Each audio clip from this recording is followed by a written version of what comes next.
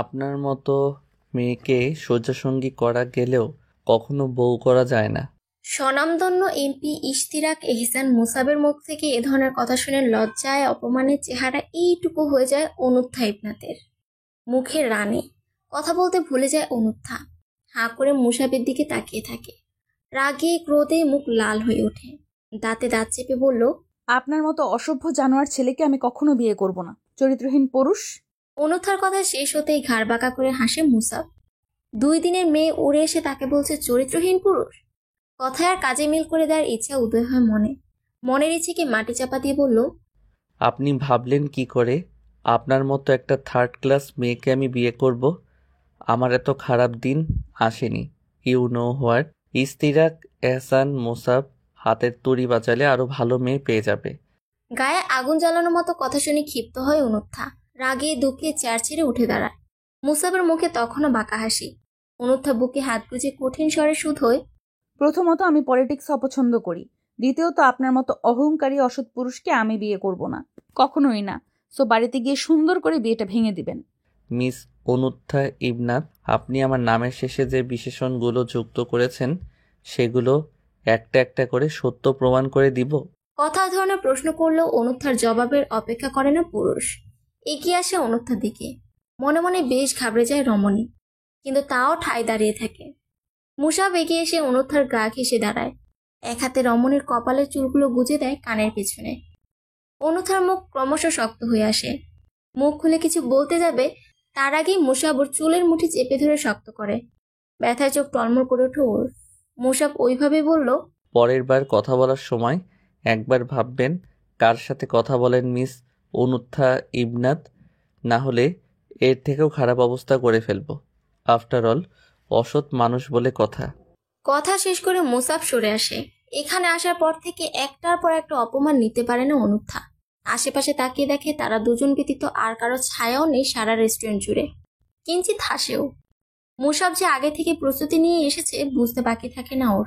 ওর দৌলতে জায়গাটা জনমানব শূন্য। সুযোগটা কাজে লাগায় অনুত্থা। টেবিলে তাকিয়ে দেখে ছোট্ট একটা ছুরি আছে। এক নিমিষে সেটা হাতে তুলে নেয় অনুত্থা। পরপর আঘাত করে মুসাবের বাম হাতে। আকস্মিক ঘটনা হতভম্ব হয়ে যায় মুসাব। আঘাত করে থেমে থাকে না অনুত্থা। রাগে ফুঁসতে ফুঁসতে বলল, আপনি আমাকে সহজ সরল ভেবে থার্ড ক্লাস মেয়ে বলে ইচ্ছা মতো অপমান করবেন? আমি তো চুপচাপ হজম করার মতো মেয়ে নই। কথা বলার আগে ভেবে দেখবেন কার সাথে কথা বলছেন। কথা শেষ করে রাগে হনহন করে বের হয়ে যায় অনুত্থা। মুসাব এতটাই বোকা বনে গিয়েছে যে শূন্য দৃষ্টিতে অনুত্থার যাওয়ার পানে তাকিয়ে আছে।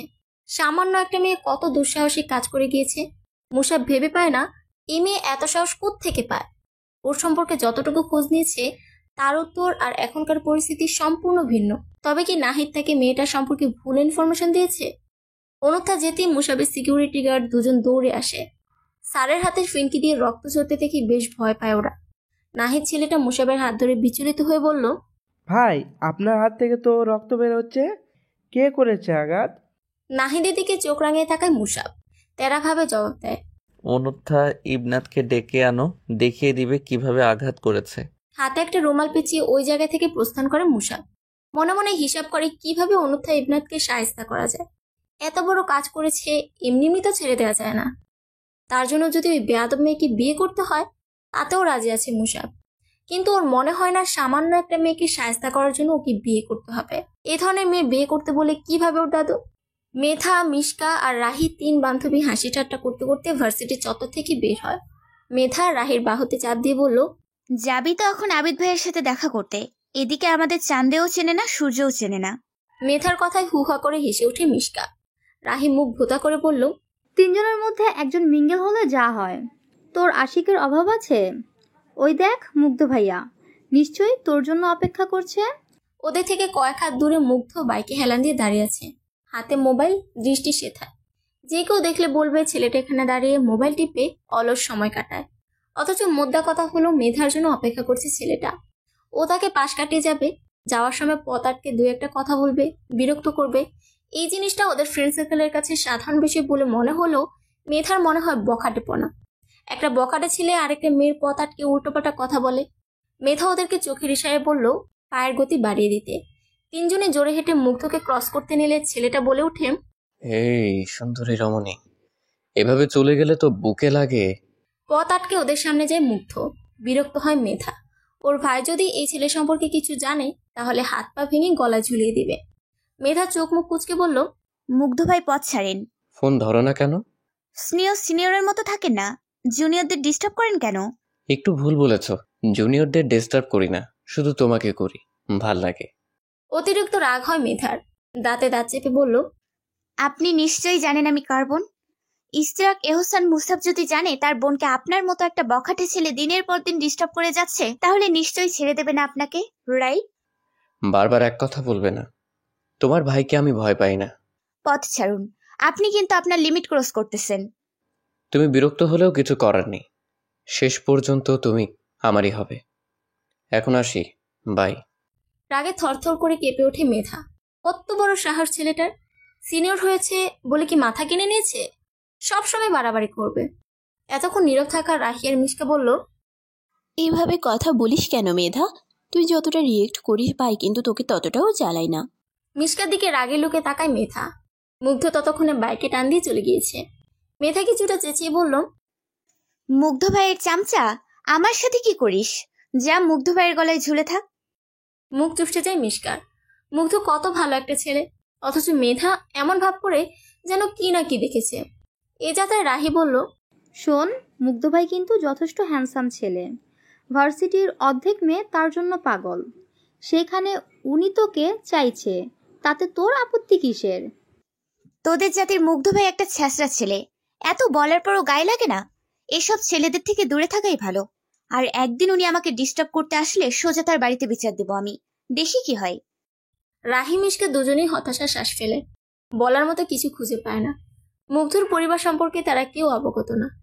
ওর পরিবার আছে কিনা বা থাকলেও কেমন হতে পারে সে সম্পর্কে কোনো ধারণাই নেই। সেক্ষেত্রে বলাই যায় আগাম কোনো ঝড়ের সংকেত পেয়েছে ওরা। নিসর্গে বর্ষণের ছোঁয়া, কি অপরূপ দৃশ্য! বর্ষণের প্রেমে পড়েনি এমন মেয়ে বিরল। প্রকৃতির প্রতিটা স্তরে নিজের ছোঁয়া মিশিয়ে দেয়। অনুথা এক মনে বাহিরে তাকিয়ে আছে, প্রতিটা জিনিস খুঁটিয়ে খুঁটিয়ে দেখছে। মুসাবের প্রতিটা কথার ক্ষত থেকে বেরোতে চেষ্টা করে। এই পাগলা পুরুষের কোনো অস্তিত্ব ওর জীবনে নেই। সত্যি কথা তো এটা যে অনুথার সাথে আজ অব্দি কেউ এভাবে কথা বলেনি। পরিবারে বা পরিবারের বাহিরে সবাই ওকে যথেষ্ট স্নেহ করে, যার কারণে মুসাব এভাবে কথা বলাতে বেশ অপমান বোধ করছে। মাথা থেকে কিছুতেই ফেলতে পারছে না। গাড়ি আকস্মিক থেমে যেতেই চমকে ওঠা অনুত্তা। ভাবনা জগৎ থেকে বের হয়ে আশেপাশে তাকায়। বাড়ির সামনে আছে। ঝুম বর্ষণের মাঝেও গাড়ি থেকে বের হয় অনুত্থা। বাড়ি অবধি যেতে আধ ভেজা হয়ে যায়। দুয়ারে দাঁড়াতেই ছোট চাচুর বউ পপি বেগমের সামনে পড়ে যায়। ভদ্রমহিলা ওকে দেখে বেশ চমকে যায়। তড়িঘড়ি করে এগিয়ে এসে বলল, সে কি অনু, এভাবে ভিজেছিস কেন? তুই মুসাবের সাথে দেখা করতে যাসনি? গিয়েছিলাম। ছোট্ট করে উত্তর দেয় অনুত্থা। এরপর তাকে আর কেউ খুঁজে পায় না। রুমের দরজা সে যে বন্ধ করেছে আর খুলেনি। রাত 11টার কাছাকাছি হবে। পূর্ণা বেগম মেয়ের রুমের সামনে আসে চিন্তিত মুখে।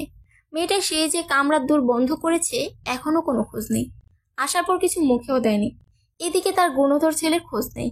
সে যে সকালে ক্যাম্পাসে গিয়েছে এখনো বাসায় ফিরেনি।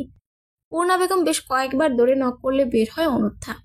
ঘুম ঘুম চোখে বিরক্ত হয়ে বলে, কি হয়েছে মা, এমন করছো কেন? তোরা দুই ভাই বোন কি আমাকে শান্তি দিবি না? এমন শুরু করেছিস কেন? মাথা ব্যথা করছিল তাই ঘুমিয়েছি, এখন সেটা কি আমার দোষ? কুঞ্চিত ভ্রু সোজা করেন পূর্ণা বেগম। তড়িঘড়ি করে মেয়ের কপালে গলায় হাত দিয়ে পরক করে নেয় একবার। এরপর আদেশের স্বরে শুধ হয়, ফ্রেশ হয়ে নিচে আসো জলদি।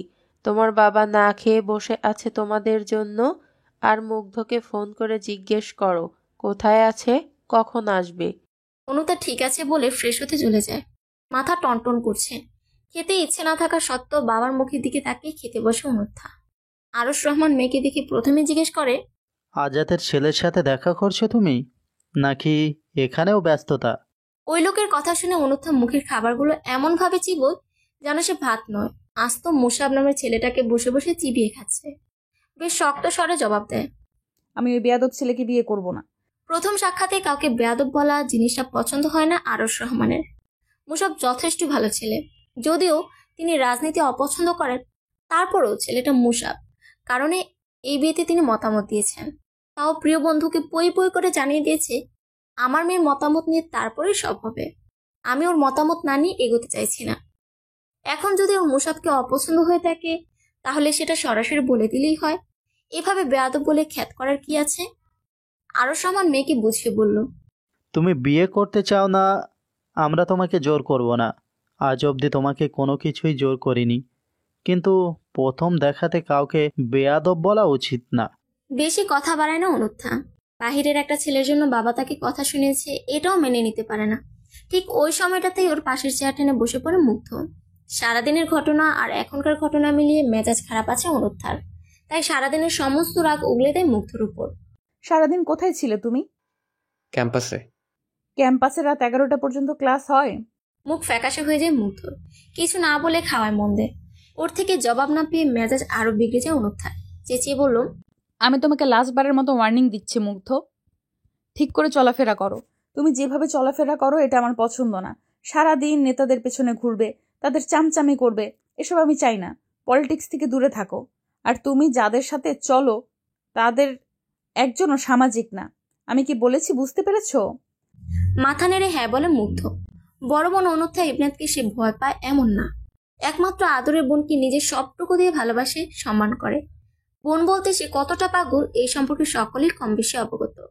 এক জীবনে বোন আর অন্য এক রমণীর পিছনে যেভাবে হেঁটেছে, এছাড়া আর কোনো মেয়ের দিকে চোখ তুলেও যায়নি। অথচ সেই রমণী বুঝলে তো। ইদি চেয়ারে হেলান দিয়ে বসে আছে মুসাব। রাগে মাথায় রক্ত উঠে গিয়েছে। সারাদিনের কর্মব্যস্ততায় অনুত্থা নামক রমণীর কথা ভুলেই বসেছিল সে। পার্টি অফিস বিভিন্ন মিটিং সামলে কেবল বাড়ি ফিরেছে, কিন্তু এখন কিছুতেই মেয়েটার করা অপমান মেনে নিতে পারছে না। চিবুক ঝুলে গেছে। বাড়িতে আসার পর এক দফা রাগ দেখানো শেষ। মুসাব একবার আঘাতপ্রাপ্ত স্থানে হাত বুলিয়ে দেয়। অনুথার চেহারা ভেসে ওঠে। কলাপাতা রঙের শাড়ি পরা আবেদনময়ী এক নারী তার দিকে অগ্নিঝরা দৃষ্টিতে তাকিয়ে আছে। মুসাব হাতে ধরা অনুথার সমস্ত বায়োডাটার দিকে একবার চোখ বুলিয়ে বিড়বিড় করে বলল, ডাক্তার অনুত্থা ইবনাথ, কার্ডিওলজিস্ট, বয়স 24, বাবা মায়ের একমাত্র কন্যা, ছোট একটা ভাই আছে, নাম মীর মুগ্ধ। মীর মুগ্ধ নামটা বিড়বিড় করে 2বার উচ্চারণ করে পৈশাচিক হাসে মুসাব। কপালে এক পাশ চুলকে এদিক সেদিক তাকিয়ে নিজের হাসি মাখা মুখ লুকায়। ঠিক ওই সময় নিজের পিতাকে নজরে আসে। দরজার সামনে এসে দাঁড়িয়েছে।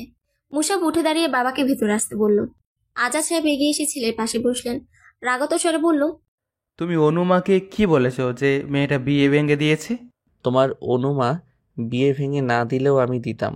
ওই রাস্তার মেয়েকে বিয়ে করতে পারবো না আমি। ছেলের আচরণে স্তব্ধ হয়ে যায় আজাদ সাহেব। এই কেমন আচরণ? বাবার সাথে এইভাবে কথা বলছে মানে? অনুথার সাথে আরো বাজে আচরণ করেছে। তিনি রাগে লুকে ওর দিকে তাকিয়ে বলল, এ কেমন আচরণ তোমার? শুনো মুসাব, তুমি যতই তেরামি করো না কেন, বিয়ে তোমার অনুমাকেই করতে হবে, এবং তুমি আমার কথা মেনে নিতে বাধ্য। রাগে থরথর করে কেঁপে ওঠে মুসাব। হাতের কাছে মোবাইল পেয়ে সেটা আছাড় দেয়। পানির জগ দেখি সেটাও ছুঁড়ে ফেলে দেয় ফ্লোরে। বিকট শব্দে চূর্ণ বিচূর্ণ হয়ে যায় জগটা। মুসাব হিসিয়ে বলল, অসম্ভব, আমি ওই মেয়েকে বিয়ে করতে পারবো না। এতে তোমার যা করার করে নাও। অন্ধকার এক রুমে হাত পা বাঁধা অবস্থায় পড়ে আছে অনুত্থা। হাত পায়ের সাথে মুখেও কাপড় বাঁধা। মেয়েটা একটু ছাড় পাওয়ার জন্য ছটফট করতে থাকে। অন্ধকার রুমে দম বন্ধ হয়ে আসার জোগাড়। সকালে বাড়ি থেকে বের হয়ে হাসপাতালে গিয়েছিল। সেখান থেকে ফেরার পথে মূলত বিপত্তি বাধে। অনুথাকে হঠাৎ করে কতগুলো লোক এসে তুলে নিয়ে যায়। হাজার চিৎকার চেঁচামেচি করেও লাভ হয় না। শেষে নেতিয়ে পড়ে সে। চারদিকে চোখ বুলে একবার দেখে নেয়। পুরা রুম জুড়ে একটা চৌকি আর একটা টেবিল আছে, সাথে একটা চেয়ার যেটাতে সে এখন বসে আছে। রাগে চোখ মুখ লাল হয়ে আছে মেয়েটার। তার ধারণা যদি ভুল না হয় তাহলে তাকে এখানে মুসাব এনেছে, কিন্তু কোথায়? এখনো কারো চেহারা পর্যন্ত দেখেনি সে। ক্ষুধায় পেটের ভিতরে গুড়গুড় শব্দ হয়। সেই সকালে তাড়াহুড়ো করে না খেয়ে বের হয়েছে। এখন বেলা গড়িয়ে সন্ধ্যা হতে চলল, তবুও পেটে দানা পানি পড়েনি।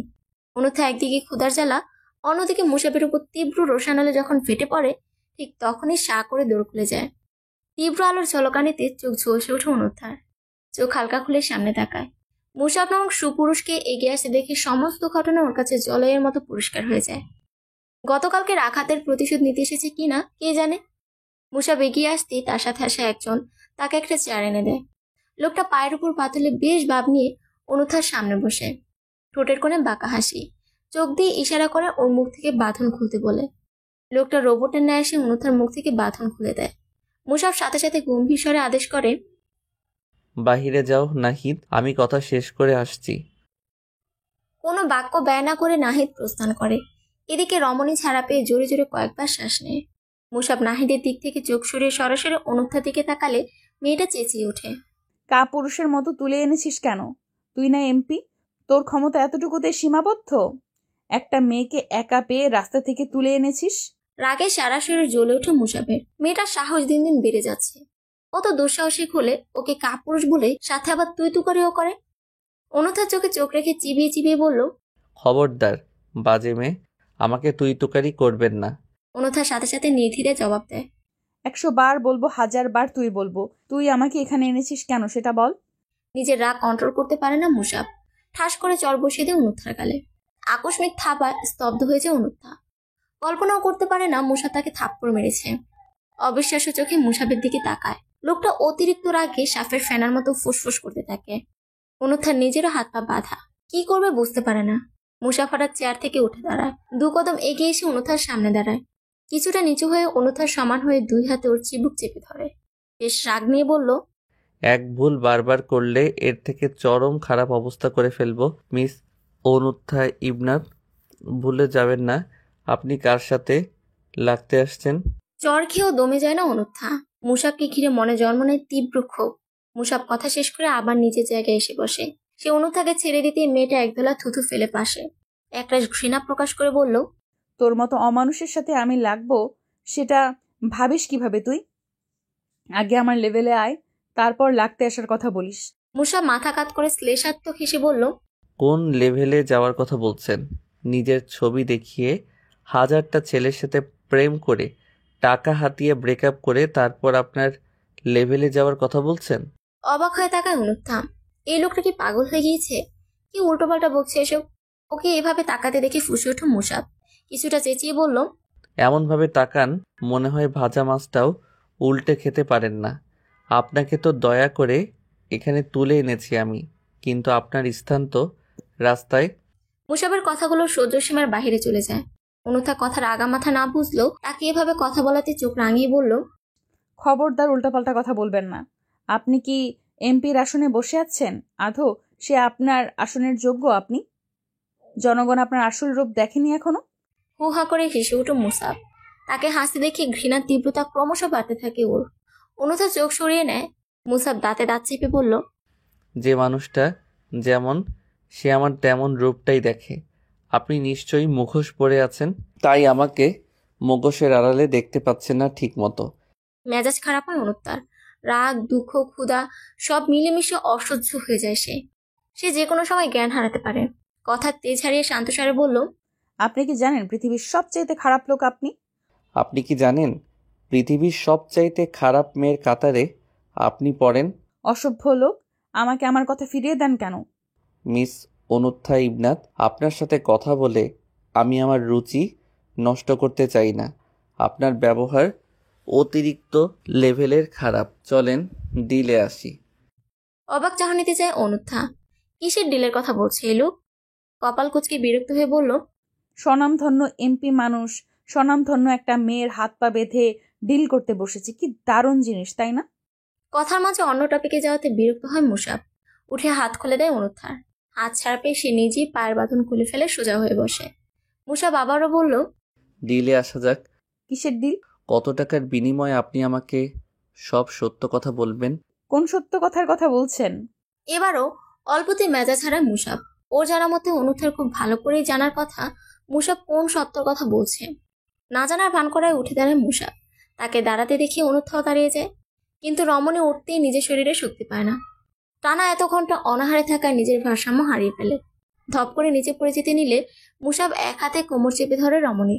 অবাক হয়ে তাকিয়ে দেখে অনুত্থা নামক রমণী জ্ঞান হারিয়ে ফেলেছে। মুসাব ওকে কোলে তুলে নিয়ে বাঁকা হেসে বলল, বারে বারে ঘুঘু তুমি খেয়ে যাও ধান। এবার দেখি কি করে পালান আপনি, আর আমিও এর শেষ দেখে ছাড়বো। রবি শশীর উন্মুক্ত আলো চারদিকে ছড়িয়ে পড়ে। রিক্ত প্রকৃতি জুড়ে বিহঙ্গের কিচিরমিচির মিষ্টি শব্দে আন্দোলিত হয়ে এক নব্যদিনের সূচনা হয়। ভোরের আলো ফুটতে শুরু করেছে। মুসাবের চোখে ঘুম নেই। সারা রাত জেগে সে কাজ করেছে। তার কোলে এখনো ল্যাপটপ উকি দিচ্ছে। কৃত্রিম স্ক্রিন থেকে চোখ ফিরে ঘাড় সোজা করে বসে। ক্লান্ত দেহটাকে 2-3 মোচড় দেয়। তার শূন্য বেডে গুটিসুটি মেরে শুয়ে আছে অনুত্থা। গতকালকে ওই ছোট্ট ঘর থেকে মুসাবকে এখানে নিয়ে আসে। জ্ঞান ফেরার পরে তার কর্মচারী একজন খেতে দেয়। জেদি মানবিক খাবে না বলে জেদ করে, তাকে যেন বাসায় দিয়ে আসে। কিন্তু নাছোড়বান্দা মুসাব কিছুতেই রাজি হয় না। তার কাজ শেষ না হওয়া অব্দি মেয়েটাকে ছাড়া যাবে না। এছাড়া অনূর্ধ্ব অনেক কিছু জানে যেটা মুসাবের জানা দরকার। মুসাবকে দেখলে উত্তেজিত হয়ে পড়বে, কারণ সব কাজ নীলা নামের এক মেয়েকে দিয়ে করিয়ে নেয়। অনুথার যখন ঘুম ভাঙে তখন বেলা 8টা বাজতে চলল। এপাশ থেকে ওপাশে ফিরতে খট করে দৌড় খুলে যায়। সচেতন দৃষ্টিতে চারিদিকে তাকায় অনুত্থা। মুসাব এসেছে। তাকে দেখে অবাক হয়নি অনুত্থা, বরং মানবকে এড়িয়ে নিজে উঠে বসে। মাথা ভার ভার লাগছে। বাড়িতে সবাই টেনশন করছে, কখন বাড়ি যেতে পারবে কে জানে। মুসাব এগিয়ে এসে অনুথার হাতে একটা প্যাকেট এগিয়ে দেয়। ফ্রেশ হয়ে রেডি হয়ে নেন। অনুথা সরল মনে প্যাকেটটা হাতে নেয়, ভাবে হয়তো তাকে বাড়ি দিয়ে আসবে। কিন্তু প্যাকেট খুলে হাঁ হয়ে যায়। একটা লাল বেনারসি সহ যাবতীয় জিনিস আছে। সকাল সকাল উল্টাপাল্টা কাজ দেখে বিরক্ত হয় অনুত্থা। এসব কি? হ্যাঁ, মুসাব শান্তস্বরে শুধ হয়। রেডি হতে বলছি। আমার তো বিয়ে না, তাহলে এসব পরবো কেন? বাঁকা হাসি মুসাব অলস ভঙ্গিতে অনুথার পাশে বসে। কে বলেছে আপনার বিয়ে না? একটু পর আপনার বিয়ে হবে, জানেন না আপনি? চিবুক শক্ত হয়ে আসে অনুথার। কখন কি করে বসে ঠিক নাই। নিজেকে যথেষ্ট ঠান্ডা রেখে বলল, ইশতিরাক এহসান মুসাব, সকাল সকাল আমাকে জোক শোনাবেন না। এসবে হাসি পায় না। কোনটা জোকস আর কোনটা রিয়েল সেটা তো আপনি রেডি হয়ে আসার পর বুঝতে পারবেন। রেডি হয়ে কাকে বিয়ে করব আমি? আমিহীন আপনার অন্য কোনো অপশন থাকতে পারে? চোখ বন্ধ করে নেয় অনুত্থা। নতুন করে মুসাবের সাথে ভেজাল করার স্বাদ মনে জাগেনি। শান্ত স্বরে আওড়ায়, আপনাকে আমি আগেও বলেছি, এখনো বলছি, আমি আপনাকে বিয়ে করব না। আপনি একটা অমানুষ। মুসাব গত রাত থেকে নিজেকে বুঝিয়েছে সে অল্পতেই রাগারাগি করবে না। কিন্তু একটার পর একটা প্রশ্ন সাথে ওর এসব কথা জাস্ট নিতে পারে না সে। চোখ রাঙিয়ে বলল, যার সাথে প্রেম করছো তাকে বিয়ে করতে পারবে না তো কাকে বিয়ে করবা? মুসাবের কথা শুনে অনুত্থা যেন আকাশ থেকে টুপ করে মাটিতে পড়ে। এসব ভিত্তিহীন কথা এই অদ্ভুতরে মানব বলছে কেন? ইহজীবনে কখনো প্রেম করেছে বলে তার মনে পড়ে না। সে মুসাবকে কিছুটা অবাক হয়ে বলল, মানে আমি কেন প্রেম করতে যাব? আমার সাথে নাটক করবেন না। আপনার নাটক দেখে দেখে গত 5 বছর আগেই আমি বিরক্ত হয়ে গিয়েছি। এখন আবার সেগুলো নতুন করে আবিষ্কার করবেন না প্লিজ। যা বলছি তাই করুন। অনুত্থা নিজের কাছে নিজেকে এত অসহায় লাগে বলার বাহিরে। মুসাব কি বলছে সব ওর মাথার উপর দিয়ে যাচ্ছে। এমনটা হওয়ার কথা না। অসহায় স্বরে আওড়ায়, আমি এক জীবনে কখনোই প্রেম করিনি।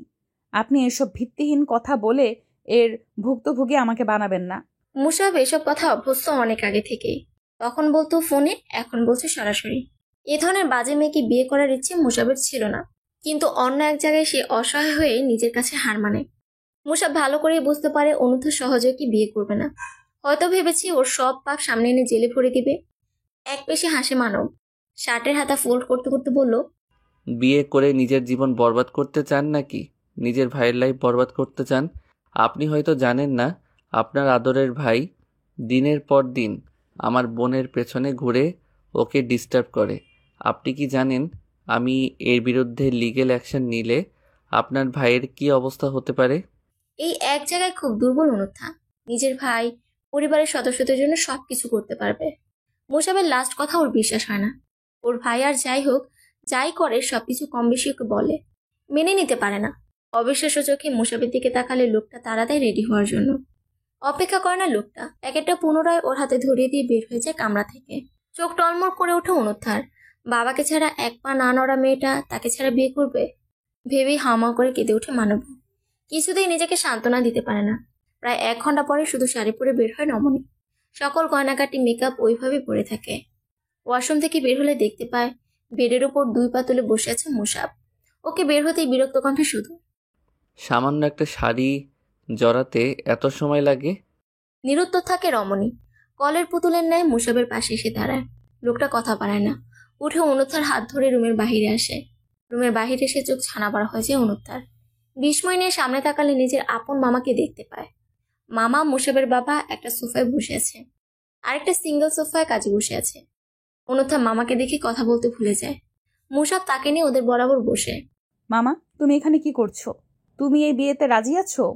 ওর মামা আফজাল হোসেন মৃদু হেসে বলল, মুসাব খুব ভালো ছেলে।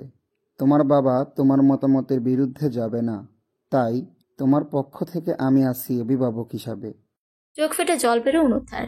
যেখানে নিজের পিতা মেয়ের মতামতের বিরুদ্ধে বিয়েতে রাজি হয় না, সেখানে মামাকে কথা বলতে দেখে আরো বেশি অসহায় হয়ে পড়ে অনুত্থা। চিৎকার চেঁচামেচি করতে চাইলে আজাদ সাহেব বলল, মামনি শোনো, তোমাকে আমার খুব পছন্দ, তাই তুমি যদি সুন্দর করে বিয়ে করে নাও তাহলে আমি খুশি হব। অনুত্থা বেশ খানিকটা রাগ নিয়ে বলল, আপনার ছেলে যেমন আপনিও ঠিক তেমন। নিজের মেয়ের বয়সী একটা মেয়েকে জোর করে বিয়ে দিতে চাইছেন। তারপর মামার দিকে ফিরে তাচ্ছিল্য হেসে বলল, আপনাকে আর কি বলবো, যেখানে নিজের মামাই আমার বিপক্ষে। মুসাফ সোফায় গা এলিয়ে অলসভাবে বলল, এ মা, তুমি বিয়েতে রাজি না? আমাকে তো বলছো তুমি নিজে থেকে আমাকে বিয়ে করতে চাও, এখন পোল্টি নাও কেন? মুসাফের কথা শুনে অনুত্থা বিস্ফোরিত চোখে তাকায় ওর দিকে। সে কখন বিয়েতে রাজি হয়েছে? ওকে এভাবে তাকাতে দেখে মুচকি হাসে মুসাফ। অনুত্থার মাথায় হালকা টোকা দিয়ে বলল, এসব আপনার মাথায় ঢুকবে না মিস অনুত্থা ইবনাথ, আপনি বরং নীরবে বিয়ে করেন। এরপর কাজীর দিকে তাকিয়ে বেশ রাগ নিয়ে বলল, আর কতক্ষণ কাজী সাহেব, বিয়ে পড়ানো শুরু করেন। অনুত্থা কঠিন চোখে মামাকে একবার পরখ করে নেয়। ওর মামা বাড়ির সবাই ওকে যথেষ্ট স্নেহ করে, সেখানে মামা তো তাকে একেবারে মাথায় তুলে রাখে। কোনো না কোনো গন্ডগোল তো অবশ্যই আছে। মামা এমনি এমনি এই বিয়েতে রাজি হয়নি, কিন্তু নীরবে নিজের জীবন বলি দেওয়ার মতো মেয়ে অনুত্থা নয়। মনে মনে পৈশাচিক হাসে, প্ল্যান সাজে কিভাবে কি করবে। হুট করে মনে আসতেই উগরে দেয়, আমি এখন বিয়ে করব ঠিকই, কিন্তু বিয়ে করার পর আমি আর নিজেকে রাখবো না, শেষ করে দিব। আকস্মিক এ ধরনের কথা শুনে উপস্থিত সবাই চমকে ওঠে। মুসাফ ভেতরে ভেতরে ঘাবড়ে যায়, কিন্তু শান্ত স্থির নজর অনুত্থাতে রেখে স্বাভাবিকভাবে বলল, মিস অনুত্থা ইবনাথ, কোনো রকম চালাকি করবেন না। বিয়ে করতে বলেছি, চুপচাপ বিয়ে করে নেন। মুচকি হাসে অনুত্থা, বেশ রয়ে শুয়ে বলল, আমার তো বিয়ে করতে আপত্তি নেই ইশতিরাক এহসান। আমি বলেছি কবুল বলার পর নিজেকে শেষ করে দিব। আফজাল হোসেনের পেটের ভেতর মোচড় দিয়ে ওঠে। মুসাফ কিংবা আজাদ সাহেব অনুত্থাকে না চিনলেও তিনি বেশ জানেন। তড়িঘড়ি করে বলে উঠলেন, মা অনু, বিয়েটা করলে তোর জন্যই ভালো হবে, পাগলামি করিস না মা। কি ভালো হবে মামা? আমার জীবন আমি জানি না কোনটাতে আমার ভালো হবে আর কোনটাতে খারাপ। আর যাই হোক, একজন পলিটিশিয়ানকে বিয়ে করে ভালোর আশা আমি কখনো করি না। কঠোর স্বরে আওড়ায় অনুত্থা। এদিকে চোখ মুখ শক্ত হয়ে আসে মুসাফের, রাগে গা পিত্তি চলে যাচ্ছে।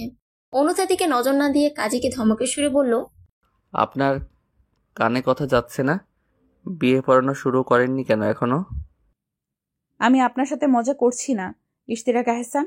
আমি সত্যি কিছু একটা অঘটন ঘটিয়ে ফেলবো, সত্যি বলছি। নিজেকে সামলাতে পারে না মুসাফ, সামনে থাকা টেবিলে লাথি দিয়ে বসে। সবাই চমকে উঠে দাঁড়ায়।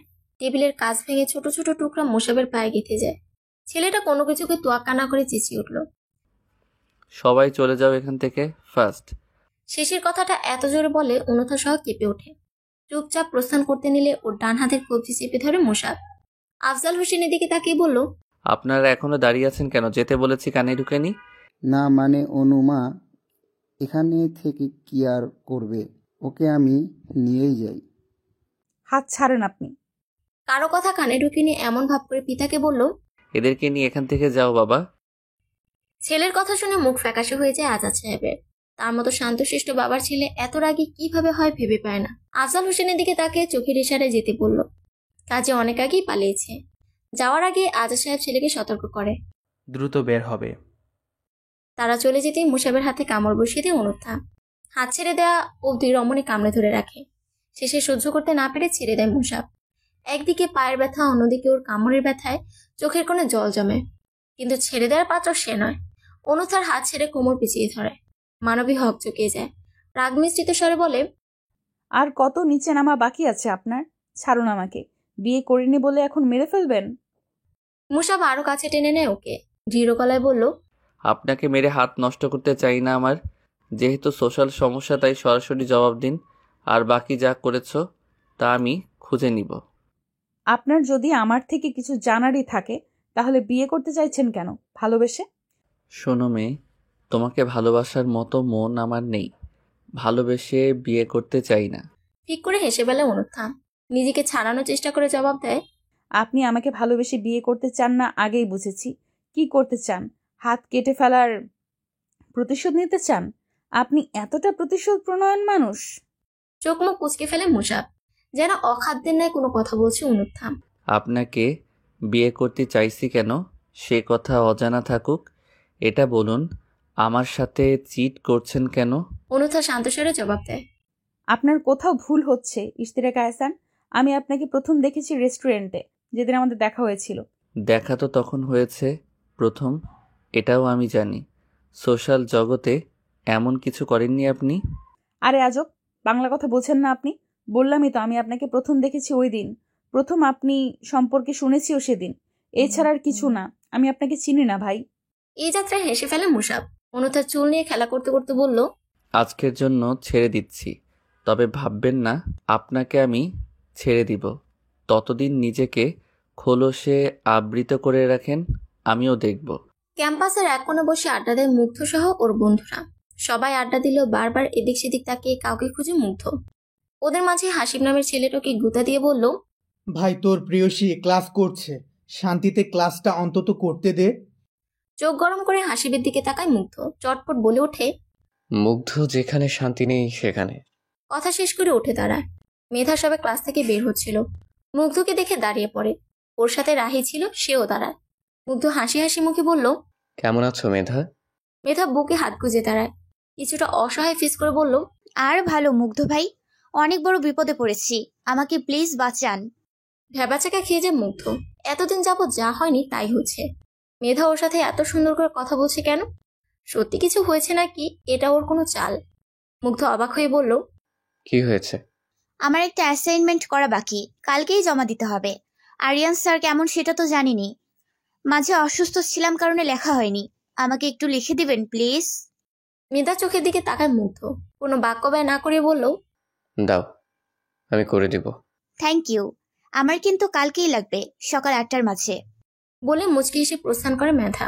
মনে মনে বেশ মজা নেয়, জব্দ করতে পেরে নিজেকে বাহবা দেয়। সকাল 8টা বাজতে চলল। ক্লাসের সামনে সমান তালে পায়চারি করছে মেধা। 8টার আগে মুগ্ধর আসার কথা, অথচ এখনো ছেলেটা দেখা পায়নি। এদিকে ক্লাসের সময় হয়ে গিয়েছে। অপেক্ষা করতে করতে বিরক্ত হয়ে যায় মেয়েটা। শেষে সিদ্ধান্তটায় ক্লাসে ফিরে যাবে। রাহির দিকে বিরক্ত চোখে তাকিয়ে বলে, মুগ্ধ ভাইয়ের চামচা, তোর মুগ্ধ ভাই কই এখন? মুখ চুপসে যায় রাহির। কাঁদো কাঁদো গলায় বলল, এখনো তো 8টা বাজেনি, চলে আসবে, অপেক্ষা কর। তাছাড়া তোর তো অ্যাসাইনমেন্ট করা আছেই, হুদাই বেচারাকে এত কষ্ট দিচ্ছিস কেন? তা ছিল হাসি মেধা, কঠিন স্বরে শুধোয়, আমাকে এমনি এমনি ডিস্টার্ব করবে এত সোজা? সে যে অ্যাসাইনমেন্ট করবে না এটা আমি আগে থেকেই জানি, ক্লাসে চল। মেধা আর রাহি ক্লাসে গিয়ে বসে। মেধার মুখে বিশ্বজয়ের হাসি। বারবার বলছে সামান্য একটা কাজে তোর মুগ্ধ ভাইয়ের ভালোবাসা উড়ে গেছে। আর তা নীরবে শ্রবণ করছে রাহি। ক্লাসে স্যার ঢুকার 1 মিনিট আগে মুগ্ধ আসে। সিনিয়র ক্রাশ বয়কে দেখে মেয়েরা নড়ে চড়ে বসে। কেউ চুল ঠিক করে, তো কেউ হিজাব ঠিক করতে ব্যস্ত হয়ে পড়ে। মুগ্ধ কারো দিকে না তাকিয়ে সোজা মেধার কাছে আসে। ওর সামান্য অ্যাসাইনমেন্ট দেখিয়ে ধীর গলায় বলল, পুরোটা আছে, তারপরও একবার দেখে নিও। এদিকে মুগ্ধ দিকে হতভম্ব হয়ে তাকিয়েছে মেধা। সে আশা করেনি এক রাতের মাঝেই লোকটা পুরোটা শেষ করবে। সে মুগ্ধর লাল চোখের দিকে তাকিয়ে থাকে। ছেলেটা কথা শেষ করে অপেক্ষা করে না, সাথে সাথে প্রস্থান করে। রাহিও কি হালকা ধাক্কা দিয়ে ফিসফিস করে বলে, কি রে, বলেছিলাম না ভাইয়া তোর অ্যাসাইনমেন্ট করে দেবে, প্রমাণ হলো তো। মেধা নিজের হতভম্বতার রেশ কাটিয়ে উঠতে পারে না। অবাক চোখেই বলল, সে কি সারা রাত ঘুমায়নি? চোখ মুখ দেখে তো মনে হয় ঘুমাওনি, বাকিটা উনি জানে। মেধা নিচের দিকে তাকায়। এখনো বিশ্বাস হচ্ছে না মুগ্ধ এই কাজটা সত্যিই করেছে। আবার মনে মনে খুশিও হয় ছেলেটাকে জব্দ করতে পেরে। বেডের উপর অলস ভঙ্গিতে উপর হয়ে শুয়েছে অনুত্থা। মাথায় মুসাবের বলা কথাগুলো ঘুরপাক খাচ্ছে। মুসাবের সব কথা মিলালে এটা দাঁড়ায় যে অনুত্থা মুসাবের সাথে সোশ্যাল অ্যাকাউন্ট দিয়ে প্রেম করেছে এবং দিন শেষে তাকে ধোঁকা দিয়েছে। কিন্তু অনুত্থা তো নিজের সম্পর্কে অবগত। নিজের মেডিকেলে পড়ালেখা, পরিবারকে সময় দিয়ে সে সামাজিক যোগাযোগ মাধ্যমে খুব বেশি অ্যাক্টিভ থাকতে পারে না। আগেও কখনো অ্যাক্টিভ ছিল না, এখনো খুব বেশি না। তাহলে মুসাব এই কথাগুলো কেন বলছে? তার মুখভঙ্গি দেখে তো মনে হয়েছিল সে সত্যি বলছে। কিন্তু অনুতা কিছুতেই নিজের হিসাব মিলাতে পারছে না। মোবাইল হাতে নিয়ে কুমির মানব নামে সেভ করা নাম্বারটা বের করে। ফোন করবে কিনা ভেবে পায়নি। এমপির কি সময় হবে ফোন ধরার? পরক্ষণে এসব চিন্তা মাথা থেকে ছেড়ে ফেলে দেয়। সেই পুরুষ থাকুক তার মতো। অনুত্থা আর ইশতিয়াক এহসান মুসাবকে নিয়ে কিছু ভাববে না। চলে যাক সেই পুরুষ। এমনিতে ওর সাথে যা যা করেছে তাতে সে কখনো এই পুরুষকে ক্ষমা করবে না। প্রতিশোধ তো নিবেই নিবে। মাসখানেক পরের ঘটনা। অনুত্থা একটা এতিমখানা এসেছে। ওদের জন্য কিছু করার ইচ্ছে ছিল। নিবৃত্ত কেন্দ্রের গেট দিয়ে ভেতরে ঢুকতে একজন মানুষের মুখোমুখি হয়। মাস্কের আড়ালে থাকা মানুষটাকে চিনতে অসুবিধা হয় না অনুত্থার। বরং অবাক হয় এহসান মুসাবকে এতিমখানা দেখে। গেটের পাশে সুদর্শন পুরুষের কালো রঙের গাড়িটা এতক্ষণে নজর কাটে তার। মুসাব যেন তাকে দেখেও দেখেনি। নাচেনার ভান করে গেট পেরোতে নিলে অনুথার মাথায় দুষ্ট বুদ্ধি চাপে। মুসাব এগিয়ে যেতে নিলে সে নিজের ডান পা বাড়িয়ে দেয়। পড়ে যেতে নিয়েও নিজেকে সামলে নেয় মুসাব। পরপরই একটা গুলি এসে হাতে লাগে মুসাবের। ব্যথায় কুকড়ে ওঠে লোকটা। গুলির শব্দ শুনে চমকে ওঠে অনুত্তা। মুসাবের দিকে তাকাতেই দেখে হাতগুলি রক্তের ধারা বইছে। মুসাব গুলি ছোড়ার উৎসের দিকে নজর দেয়। লোকটা পালিয়ে গিয়েছে ততক্ষণে। মুসাব এবার সোজাসুজি অনুত্তার দিকে তাকিয়ে বাঁকা হেসে বলে, অপকার করতে গিয়ে উপকার করে দিয়েছেন মিস অনুথা ইবনাত। ফেলে দেওয়ার চিন্তাটা দারুণ ছিল, না হলে গুলিটা বুকে লাগতো। মুসাবের কথার দিকে ধ্যান নেই রমণী। সে রক্তাক্ত হাতের দিকে তাকায়, অঝরে রক্ত পড়ছে। শহরের স্বনামধন্য এমপি সিকিউরিটি ছাড়া চলাফেরা করে কিভাবে? যে এমপি নিজেই নিজেকে সামলাতে জানে না, সে সাধারণ মানুষকে কিভাবে সামলাবে? অনুথার কথা গায়ে মাখে না মুসাব। সে কখনো এতিমখানায় সিকিউরিটি নিয়ে আসে না। ওর এখানে আসা সম্পর্কে তেমন কেউ জানে না। তাহলে ওই লোকগুলো কিভাবে মুসাবের খোঁজ পেল? মুসাব নিজেই পৈশাচিক হাসি হেসে বলল, ডাক্তার সাহেবার সামনে একজন জলজ্যান্ত রোগী দাঁড়িয়ে আছে, তার সেবা করবেন না? অমানুষদের পাশ মারাই না আমি। হুহা করে হেসে ওঠে মুসাব। বাম হাতের আঙুল দিয়ে ডান হাত থেকে রক্ত নিয়ে অনুথার গালে লাগিয়ে দেয়। রাগে চোখ বন্ধ করে নেয় রমণী। মুসাবকে চোখ দিয়ে শাসিয়ে বলল, আপনি আসলে একটা অমানুষ। ব্যান্ডেজ করে দেন।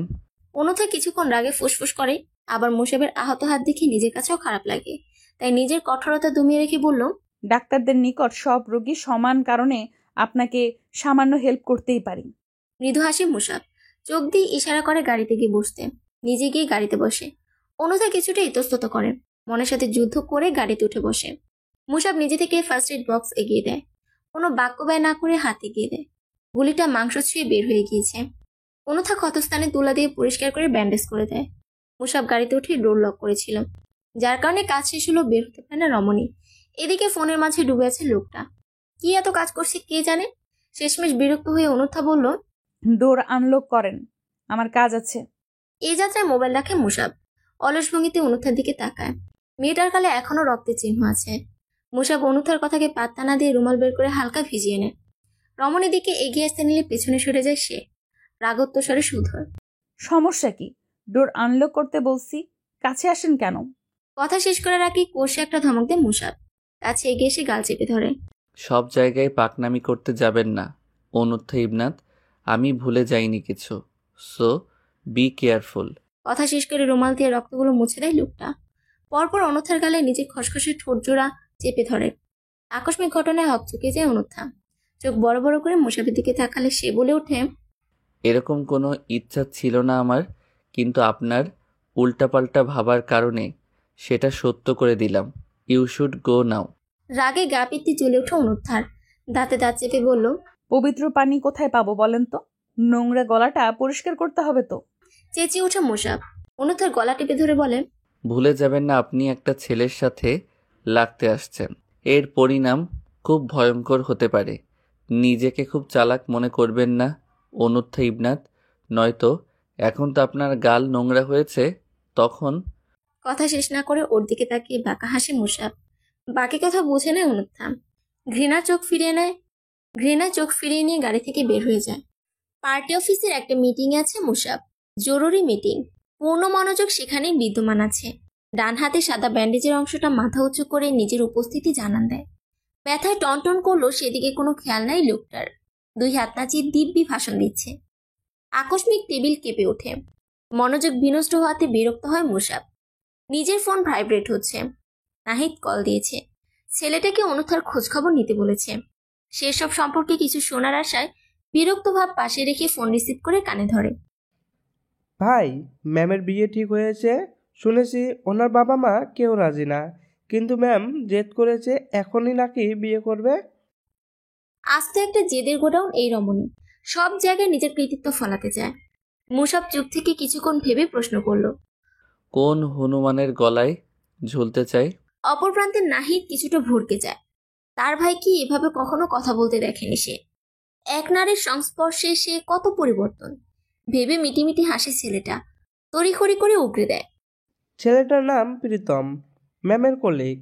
এখন তোমাকে কি করতে হবে সেটা নিশ্চয়ই বলে দেওয়া লাগবে না, রাইট? জি ভাই। গুড, নিজের কাজ শেষ করো। কল কেটে দেয় মুসাব।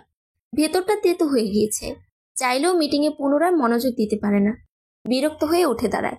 এই এক মানবী তার সুন্দর রুটিনটা এলোমেলো করে দিয়েছে। এত সহজে ছেড়ে দিবে বুঝি? ডিউটি শেষ করে হাসপাতাল থেকে কেবল বের হয়েছে অনুত্থা। সন্ধ্যা হয়ে এসেছে। সাধারণত এরকম সন্ধ্যা হলে মুগ্ধ এসে তাকে নিয়ে যায়। আজ ভাইকে পার্কিংয়ে না দেখে অবাক হয় বটে। মনে কুকাইতে থাকে, ভাইয়ের কিছু হয়নি তো? ঝটফট ফোন লাগায় মুগ্ধকে। 2 বার রিং হতে কল রিসিভ হয়। ভেসে আসে মুগ্ধর কণ্ঠস্বর। হাফ ছেড়ে বাঁচে অনুত্থা। কোথায় তুমি মুগ্ধ?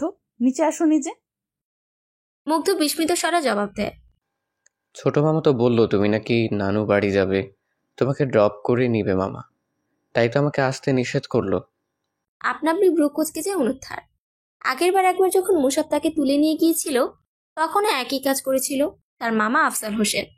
একই ঘটনার পুনরাবৃত্তি ঘটছে না তো? তার বিয়ের কথা চলছে। ওর কেন জানি মনে হচ্ছে সে যদি দ্রুত বিয়ে করে না নেয় তবে মুসাব তার কোনো একটা ক্ষতি তো করে বসতেই পারে। ফলস্বরূপ নিজের কলিগ প্রীতম বিয়ের প্রপোজাল দিতে অ্যাকসেপ্ট করে নেয় রমণী। সেসব বিষয় টের পেয়ে যায়নি তো মুসাব। এসব ভেবেই বুকের ভেতর ধুকপুক করে ওঠে অনুত্থার। শুকনো ঢোক গেলে মুগ্ধকে বলল, তোমার আমাকে জিজ্ঞেস করা উচিত ছিল আমি সত্যিই যাব কিনা। আর তো পার্কিংয়ে ছিল অনুত্থা। চারদিকে অন্ধকার হয়ে গিয়েছে। মাগরিবের আজান পড়েছে বহু আগে। হঠাৎ পেছন থেকে কেউ একজন মোবাইল টেনে নিয়ে যায়। চমকে ওঠে অনুত্থা। পেছনে তাকানোর সুযোগ হয়ে ওঠে না। তার আগেই মাথা চক্কর দিয়ে ওঠে। চোখে নেমে আসে অমানিসা। গিটারে এলোমেলো হাত চালায় মুগ্ধ। মাথা ভনভন করছে। গতকাল সারা রাত এক ফোঁটাও ঘুমোয়নি। এখন ঘুমাতে মন চায় না। তাকে ঘিরে আছে বন্ধু বান্ধবেরা। সকলেই আড্ডায় মেতে উঠেছে। মুগ্ধ সকলের মধ্যমণি। সবাই মিলে মুগ্ধকে জোরাজোরি করেছে একটা গান গাওয়ার জন্য। ওইদিকে অল্প দূরে মিথা সহ ওদের দলবল বসে আছে। মেয়েটি একটু পরপর আর চোখে এদিকে তাকায়। কোনো কিছুই নজর এড়াতে পারে না মুগ্ধর চোখে। সে যদি এখন গান শুরু করে তবে ওদের আড্ডা মহলে ভেঙে সবাই এখানে ভিড় জমাবে ভেবে মৃদু হাসে ছেলেটা। গিটারে সুর তুলে গান শুরু করে। আমি সেই সুতো হব যে তোমায় আলোকিত করে, নিজে চলে যাব। আমি সেই নৌকো হব যে তোমায় পার করে, নিজেই ডুবে যাব। গানটি গাইল মুগ্ধ। নিজের সবটুকু আবেগ অনুভূতি মিশিয়ে গানটা শেষ করে মুগ্ধ। গানটা যাকে ডেডিকেট করে গাওয়া হয়েছে সে রমণী অনিমেষ তার দিকে তাকিয়ে আছে। চোখে মুখে বিস্ময়ের ভাব। মিটিমিটি হেসে উঠে দাঁড়ায় মুগ্ধ। দ্রুত প্রস্থান করে সেথা হতে। অনুত্থার যখন জ্ঞান ফিরে তখন চারদিকে আলোকিত হয়ে গিয়েছে। চোখ বন্ধ করেই ভাবে তার সাথে কি ঘটেছিল। সে পার্কিংয়ে ছিল এবং তখন রাত ছিল। এখন দিনের আলো ফুটেছে মানে অনেক ঘন্টা সে অচেতন ছিল। ভেবেই সতর্কভাবে চোখ মেলে সে। নিজেকে আবিষ্কার করে একজনের বাহু ডোরে। নিমিষেই চোখ বড় বড় হয়েছে অনুত্থার। এই পুরুষ কে হতে পারে? তাকে পেছন দিক থেকে জড়িয়ে ধরে আছে। অনুত্থা ছাড়া পাওয়ার জন্য ছটফট করে। আকস্মিক নজর আসে আগন্তুকের ডান হাত, শুভ্র রঙের ব্যান্ডেজ মোড়ানো। চিনতে অসুবিধা হয় না রমণীর। নিজেকে তার বাহুডোরে পেয়ে গা ঘিন ঘিন করে ওঠে। সে 2 দিন পরে অন্য একজনের বউ হবে, অথচ আজ কি না। শক্ত করে চোখ বন্ধ করে নেয় অনুত্থা। টলমলে চোখের জল এক হাতে মুছে নেয়। নিজেকে যথেষ্ট শক্ত করে নেয়। নিজেকে ছাড়িয়ে নিতে গেলে বরাবরের মতোই ব্যর্থ হয়। বেশ রাগ হয় রমণীর। মুসাবের আহত জায়গায় জোরে চাপ দেয়। ব্যথায় কুকড়ে ওঠে লোকটা। হাত আলগা করতে সরে যায় অনুত্থা। চোখের পলকে উঠে বসে। ঘুম ঘুম চোখ মেলে তাকায় মুসাব। চোখে এখনো রাজ্যের ঘুম। অনুত্থার দিকে বিরক্ত চোখে তাকিয়ে বলল, সকাল সকাল কি শুরু করছেন? আমি এখানে কেন? কি চান আপনি? লজ্জা লাগে না আপনার? একে তো তুলে এনেছেন, তার উপর সারা রাত আমি আপনার বুকে ছিলাম। এসব কি ধরনের অসভ্যতামি? অলসভাবে আড়মোড়া ভেঙে উঠে বসে মুসাব। শুভ্র রঙের ব্যান্ডেজ গলিয়ে রক্ত বের হতে শুরু করেছে। কাঁচা ক্ষতস্থানে পুনরায় আঘাত পেয়েছে। কি নিষ্ঠুর রমণী। মুসাব হাত থেকে নজর ফিরে অনুত্থার দিকে তাকায়। হাই তুলতে তুলতে শুধু হয়, আমি আপনার বুকে ছিলাম নাকি আপনি আমার বুকে ছিলেন? তাহলে কিভাবে বলেন আমি আপনাকে? Shut up. মুসাবকে কথা শেষ করতে না দিয়ে ধমকে উঠে অনুত্থা। অথচ রমণীর ধমক গায়ে মাখে না মানব। মানবীকে আরেকটু শাসানোর জন্য বলে, মানুষ তো বউয়ের সাথে কত কি করে, আমি তো কেবল বুকে নিয়ে ঘুমিয়েছি। আপনি চাইলে বাকি সবও করতে পারি, আমার কোনো আপত্তি নেই। কথা শেষে চোখ টিপে মুসাব। বিস্ময়ে হতবাক হয়ে যায় রমণী। মুখ থেকে শব্দ বের করতে ভুলে যায়। মুগ্ধ যখন বাড়ি ফিরে তখন বেশ রাত হয়েছে। অনুথার বাবা আরশ রহমান ছেলে মেয়ে টেনশনে মাথায় হাত দিয়ে বসে আছে। অনুথার মোবাইল বন্ধ। এদিকে মুগ্ধকে কল দিয়েও পাওয়া যাচ্ছে না। মুগ্ধ যখন ঘরে ঢুকে তখনই তাকে ঘিরে ধরে আরশ রহমান আর ওর মা।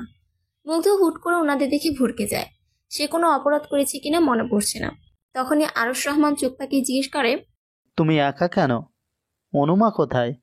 আর ওর ফোন বন্ধ কেন? আকস্মিক এতগুলো প্রশ্নের কবলে পড়ে হকচকে যে মুগ্ধ একটার পর একটা জবাব গুছিয়ে নিয়ে বলল, আপুকে তো মামা নিয়ে গিয়েছে, বললো আজ নানুর বাসায় থাকবে। আরশ রহমানের রাগ হয় বেশ। ওদের হুটহাট এভাবে মেয়েকে নিয়ে যাওয়া ওনার মোটেও পছন্দ না। স্ত্রীর মুখের দিকে তাকিয়ে কিছু বলতে পারে না। আদরের মেয়েকে নিয়ে বেশ চিন্তা হয় ওনার। নিজের রাগকে চাপা দিয়ে বলল, ফোন বন্ধ করে রাখছো কেন? আপুর সাথে আমার কথা হয়েছে, কথার মাঝে হঠাৎ ফোন কেটে গিয়েছিল। পরে মামা ফোন করে বলেছে আপুর ফোনের চার্জ শেষ, সে এখন নানুর বাসায় আছে। নানু বাড়ি আছে মানে ঠিকঠাক আছে, এটুকু বিশেষ মনে রাখে আরশ রহমান। কিন্তু তারপরও নিজের একমাত্র মেয়ে, সবটুকু আদর স্নেহ দিয়ে বড় করেছে তাকে। মনে কু গাইতে থাকে। স্ত্রীর দিকে এক নজর তাকে প্রস্থান করে। মুগ্ধ নিজের রুমে চলে যায়। মুসাবের কথা শুনে কিছুটা লজ্জা আর কিছুটা রাগ ঘিরে ধরে। তারপরও মাথায় হাত দিয়ে বসে আছে অনুত্থা। কোনোভাবেই কিছু মেলাতে পারছে না সে। মুসাবের সাথে ওর বিয়ে হয়েছে কোন দিন, এটা ভেবে কুল কিনারা পায় না। মুসাব তখন বেডে হেলান দিয়ে বসেছিল। একটু পরপর অনুত্থাকে পরখ করে নিচ্ছে। রমণীর চোখে মুখে বিস্ময় ভাব খেলা করছে। দুষ্টু হাসে মুসাব। তাকে আরেকটু চমকে দিতে বলে, কাজী সাহেব, বাহিরে অবস্থান করছে মিসেস অনুত্থা এহসান, চলেন ইসলামী মতে বিয়ে করে নেই। পাশ থেকে বালিশ নিয়ে মুসাবের দিকে ছুঁড়ে মারে অনুত্থা। মুসাব বালিশটা আঁকড়ে নেয়। রাগে শরীর জ্বলে যাচ্ছে। তার উপর এই লোক মজা নিচ্ছে। হিসিয়ে বলল, আপনাকে আমি বিয়ে করিনি, উল্টোপাল্টা একটা বলে দিবেন আর আমি মেনে নেব? হুহা করে হেসে ওঠে মুসাব। একটা কাগজের ফটোকপি অনুত্তার হাতে ধরিয়ে দেয়। তাতে চোখ বুলিয়ে আকাশ থেকে পড়ে যেন রমণী কাবিননামা, যাতে তার সিগনেচারও আছে। দেখে নকল মনে হচ্ছে না। অবাক চাহনিতে মুসাবের দিকে তাকায়। লোকটা আকস্মিক কেমন গম্ভীর হয়ে গিয়েছে। নিজের গাম্ভীর্য ভাব ধরে রেখেই শুধালো, আমি মানুষটা কি কি করতে পারি সে সম্পর্কে আপনার ধারণা খুব কম মিসেস এহসান। রেজিস্ট্রি পেপারে কখন সিগনেচার করেছেন মনে পড়ে? ভাবনায় পড়ে যায় অনুত্থা। পরপর এতগুলো শখ পেয়ে বিস্ময়ে মুখ হয়ে গিয়েছে মানবী। হসপিটালের কোনো পেপারে সাইন করতে গিয়ে হয়তো না দেখে এখানে করে দিয়েছে। এতটুকু ধারণা হচ্ছে তার। নিজে বোকামিতে নিজেকে চড় দিতে ইচ্ছে করে। দুঃখে কষ্টে কান্না পাচ্ছে তার। চোখ টলমল করে ওঠে। মুসাবের দিকে ছলছল চোখে তাকিয়ে কঠোর স্বরে আওড়া, আমি আপনাকে জীবনেও মেনে নিব না। পলিটিক্স আমি পছন্দ করি না। তার উপর মানুষটা যদি আপনি হন তাহলে তো আরো আগে না, মরে যাব, তবু আপনাকে বিয়ে করব না। নিজেকে স্বাভাবিক রাখে মুসাব। হেসে খেলেই উত্তর দেয়, বিয়ে করবেন না এটা কেমন কথা মিসেস এহসান? আমাদের রেজিস্ট্রি হয়ে গেছে, বাকি যেটা আছে সেটা খুব শীঘ্রই হয়ে যাবে। বললাম না প্রয়োজনে মরে যাব, তারপরও আপনার সাথে সংসার করব না। আমার মনে হয় না আপনি তা করবেন। আপনার না হয় জীবনের প্রতি মায়া নেই, কিন্তু নিজের মা বাবা আর ভাইকে তো ভালোবাসেন, তাই না? খবরদার, ওদের কথা মুখেও আনবেন না, শেষ করে দিব। পুনরায় হেসে ফেলে মুসাব। হাসতে হাসতে বলে ওঠে, আমি তো আপনার সাথে সংসার করতে আগ্রহী, একদম স্পেশাল সংসার। এখন আপনি তা না চাইলে কিভাবে হয়? চলেন বাকি কাজটাও শেষ করে ফেলি। অসম্ভব বলে দুই হাত ধরে চিটকে সরে যায় অনুত্থা। মুসাব বুঝিয়ে বলার ন্যায় বলে, দেখো অনুত্থা ইবনাথ, আমাদের বিয়ে হয়ে গিয়েছে। তুমি নিশ্চয়ই বাংলা কথাটা বুঝতে পারছো। অবৈধভাবে সংসার করতে চাও। আপনি থেকেই হঠাৎ তুমিতে আসায় বেশ ভয় পায় অনুত্থা। বুঝতে পারে মুসাব চটে গেছে বেশ। নিজেকে অসহায় লাগে অনেক। সে নামক প্রাণীটাকে কেউ বুঝতে পারে না কেন? সারা রাত একটা মেয়ের সাথে একই বেডে থেকেও সেটাকে অবৈধ মনে হয়নি, এখন বৈধতা খুঁজতে আসেন? মনে মনে হাসে মুসাব। সে কখন রুমে এসেছে টেরি পায়নি রমণী। নিজে থেকে খোলাসা করার ইচ্ছে হয় না আর, বরং অনুত্থাকে তাড়া দিয়ে বলল, ফ্রেশ হয়ে বাহিরে আসো। এক কথা আমার যেন দুইবার বলতে না হয়। আগের বার যা নাটক করেছো এবার যেন তার পুনরাবৃত্তি না হয়। অনুত্থা মনে মনে ভাবে, আপনাকে যদি সত্যি আমার বিয়ে করতে হয় তবে আপনার বাকি জীবনটা খুব একটা সুখকর হবে না ইশতিয়াক এহসান মুসাব। আমি মানুষটা খুব একটা ভালো না। কথা শেষ করে বসে থাকে না মুসাব। অনেক কাজ বাকি আছে তার। সব দিক সামলে সবার মতামত নিয়ে তবেই বিয়েটা হবে। মনের রানীকে নিজের করতে হলে যা যা বাধা পার করতে হয় সব কিছু করবে সে। মনে মনে আওড়ায়, বলো পৃথিবী আমার চাঁদকে পেয়ে আমার কতটুকু খুশি হওয়া উচিত? তাকে নিজের করে নেওয়াতে কি কি উজাড় করে দিতে হবে তোমায়? আমি সব বিসর্জন দিতে প্রস্তুত আছি। তুমি কেবল তাকে আমার করে দাও। চোখের কার্নিশ বেয়ে এক ফোঁটা জল মৃত্তিকে স্পর্শ করার পূর্বেই তা মুছে ফেলে মুসাব। মুচকি এসে বিড়বিড় করে বলে, পৃথিবীর সব কিছু একদিকে, তোমার জন্য আমার পৃথিবী অন্যদিকে। প্রাণ, তুমি আমার দুর্বলতা না হয়ে শক্তি হও। বারবার এভাবে দুর্বল করে দিও না। একটা নতুন জীবন, নতুন অধ্যায়। বিয়ে নামক পবিত্র বন্ধনে আবদ্ধ হয়েছে কপত কপতি। মুসাব এক ধ্যানে অনুত্থার মুখের দিকে তাকিয়েছে। সরল স্নিগ্ধ মুখায়ব দেখে কেউ বলবে না মেয়েটা ধানি লঙ্কা। কি ঝাঁজ বাপরে, তেজে আশেপাশে ঘেঁষা যায় না। তাদের বিয়ে হয়েছে অনেকক্ষণ হয়েছে। বিস্ময়ের ব্যাপার হলো অনুথার বাবা, মা আর মুগ্ধ সবাই এখানে উপস্থিত ছিল। অনুথা বাবাকে দেখে মুখের ভাষা হারিয়ে ফেলেছে। তাছাড়া ছিল মুসাবের বাবা আর অনুথার মামা। ওনারা অনেক আগেই বিদায় নিয়েছে। থেকে গিয়েছে আরশ রহমান, মুগ্ধ আর পূর্ণা রহমান। তখন থেকে চুপ করে বসে আছে মেয়েটা। মুসাব নিজেও কি বলবে খুঁজে পায় না। তারা দুজন এক পাশে বসে আছে আর অনুথার পরিবার অন্য পাশে বসে আছে। কথা বললে শুনতে পাবে না। মুসাবের অনেক কাজ পড়ে আছে। ওর পেছনে সময় নষ্ট করে লাভ নাই। সঠিক সময় আসলে এমনিই সব ঠিক হবে। অনুথা ধৈর্যহারা হয়ে উঠে দাঁড়ায়। নীরবে প্রস্থান করতে চাইলে বাধা দেয় মুসাব। হাত টেনে ধরে। এতে যেন মানবী আরো বেশি রেগে যায়। মুসাব ওর রাগের তোয়াক্কা না করে বলল, কোথায় যাচ্ছ? বিয়ে করেছেন বলে কি মাথা কিনে নিয়েছেন? লিসেন ইশতিরাক এহসান মুসাব, এই বিয়ের কথা যদি কেউ জানে তাহলে আপনি সেদিন আমার আসল রূপ দেখবেন। হেসে ফেলে মুসাব। ওদরেই বসেছিল অনুথার বাবা আরশ রহমান আর পূর্ণা রহমান। মুসাব তাদের দিকে তাকিয়ে বলল, যাদের জানা উচিত তারা অলরেডি জানে, আর কাউকে জানানোর প্রয়োজন হবে বলে আমার মনে হয় না। তুমি কোথাও না গিয়ে বরং তাদের সাথে আলোচনা করো, মাথা ঠান্ডা হবে। হাত ঝাড়া দিয়ে ছাড়িয়ে নেয় অনুথা। গটগট পায়ে এগিয়ে যায় আরশ রহমানের দিকে। ভদ্রলোক মেয়েকে দেখে উঠে দাঁড়ায়। মানবী বাবাকে দেখে নিজেকে কন্ট্রোল করতে পারে না। ঝাঁপিয়ে পড়ে তার বুকে, হুহু করে কেঁদে ওঠে। এভাবে কেঁদো না মামনি, আল্লাহ যা করে ভালোর জন্যই করে। হেঁচকি তুলে কাঁদে অনুথা। সেভাবেই বলে, একজন পলিটিশিয়ানকে বিয়ে করে আমার কি ভালো হয়েছে বাবা? আমি এই জিনিসটা পছন্দ করি না। তার উপর ওই লোকটা মোটেও ভালো না। অনুথার বাবা মেয়ের মাথায় সান্ত্বনার হাত বুলিয়ে বলে, তুমি হয়তো শুরু থেকে তাকে খারাপ নজরে দেখেছো। হতে পারে তার খারাপ কাজগুলো তোমার চোখে পড়েছে। খারাপের আড়ালে ভালো লুকিয়ে থাকে, সেটাকে খুঁজে বের করো। আমার মেয়ে বুদ্ধিমান, তোমার উপর আমার ভরসা আছে। তুমি খুব দ্রুত সব বুঝতে পারবে। আরশ রহমান মেয়ের চোখের পানি মুছে দেয়। পূর্ণা রহমান এগিয়ে এসে মেয়ের পাশে বসে, হাত আঁকড়ে ধরে শুধোয়। একটা বিয়ে ভাঙা আর ইমারত ভাঙা সমান অনু। তোদের আগেই বিয়ে হয়ে গিয়েছে, সেখানে আমাদের রাজি না হয়ে উপায় ছিল না। তোর মামার সাথে ওদের সম্পর্ক খুব ভালো, বলতে গেলে ছোটবেলা থেকেই ওদের সাথে চলাফেরা। তাই উনি জানে মুসাবের পরিবার কেমন। অসহায় অনুভব হয় অনুত্থার। মায়ের দিকে করুণ চাহনিতে চেয়ে বলে, আমার কি করা উচিত বলো না? আমি কিছুতেই তাকে মেনে নিতে পারছি না, বা পারবো বলেও মনে হয় না। আরশ রহমান আওড়ায়, শোনো মা, তুমি জানো আমি তোমার ভালো চেয়েই বলেছি। আমি জানি তুমি জীবনে অনেক কিছুই করতে চাও, তোমার স্বপ্ন, তোমার লক্ষ্য আছে। আমি চাই তুমি জীবনে সফল হও, নিজের পায়ে দাঁড়াও, নিজের পরিচয়ে পরিচিত হও।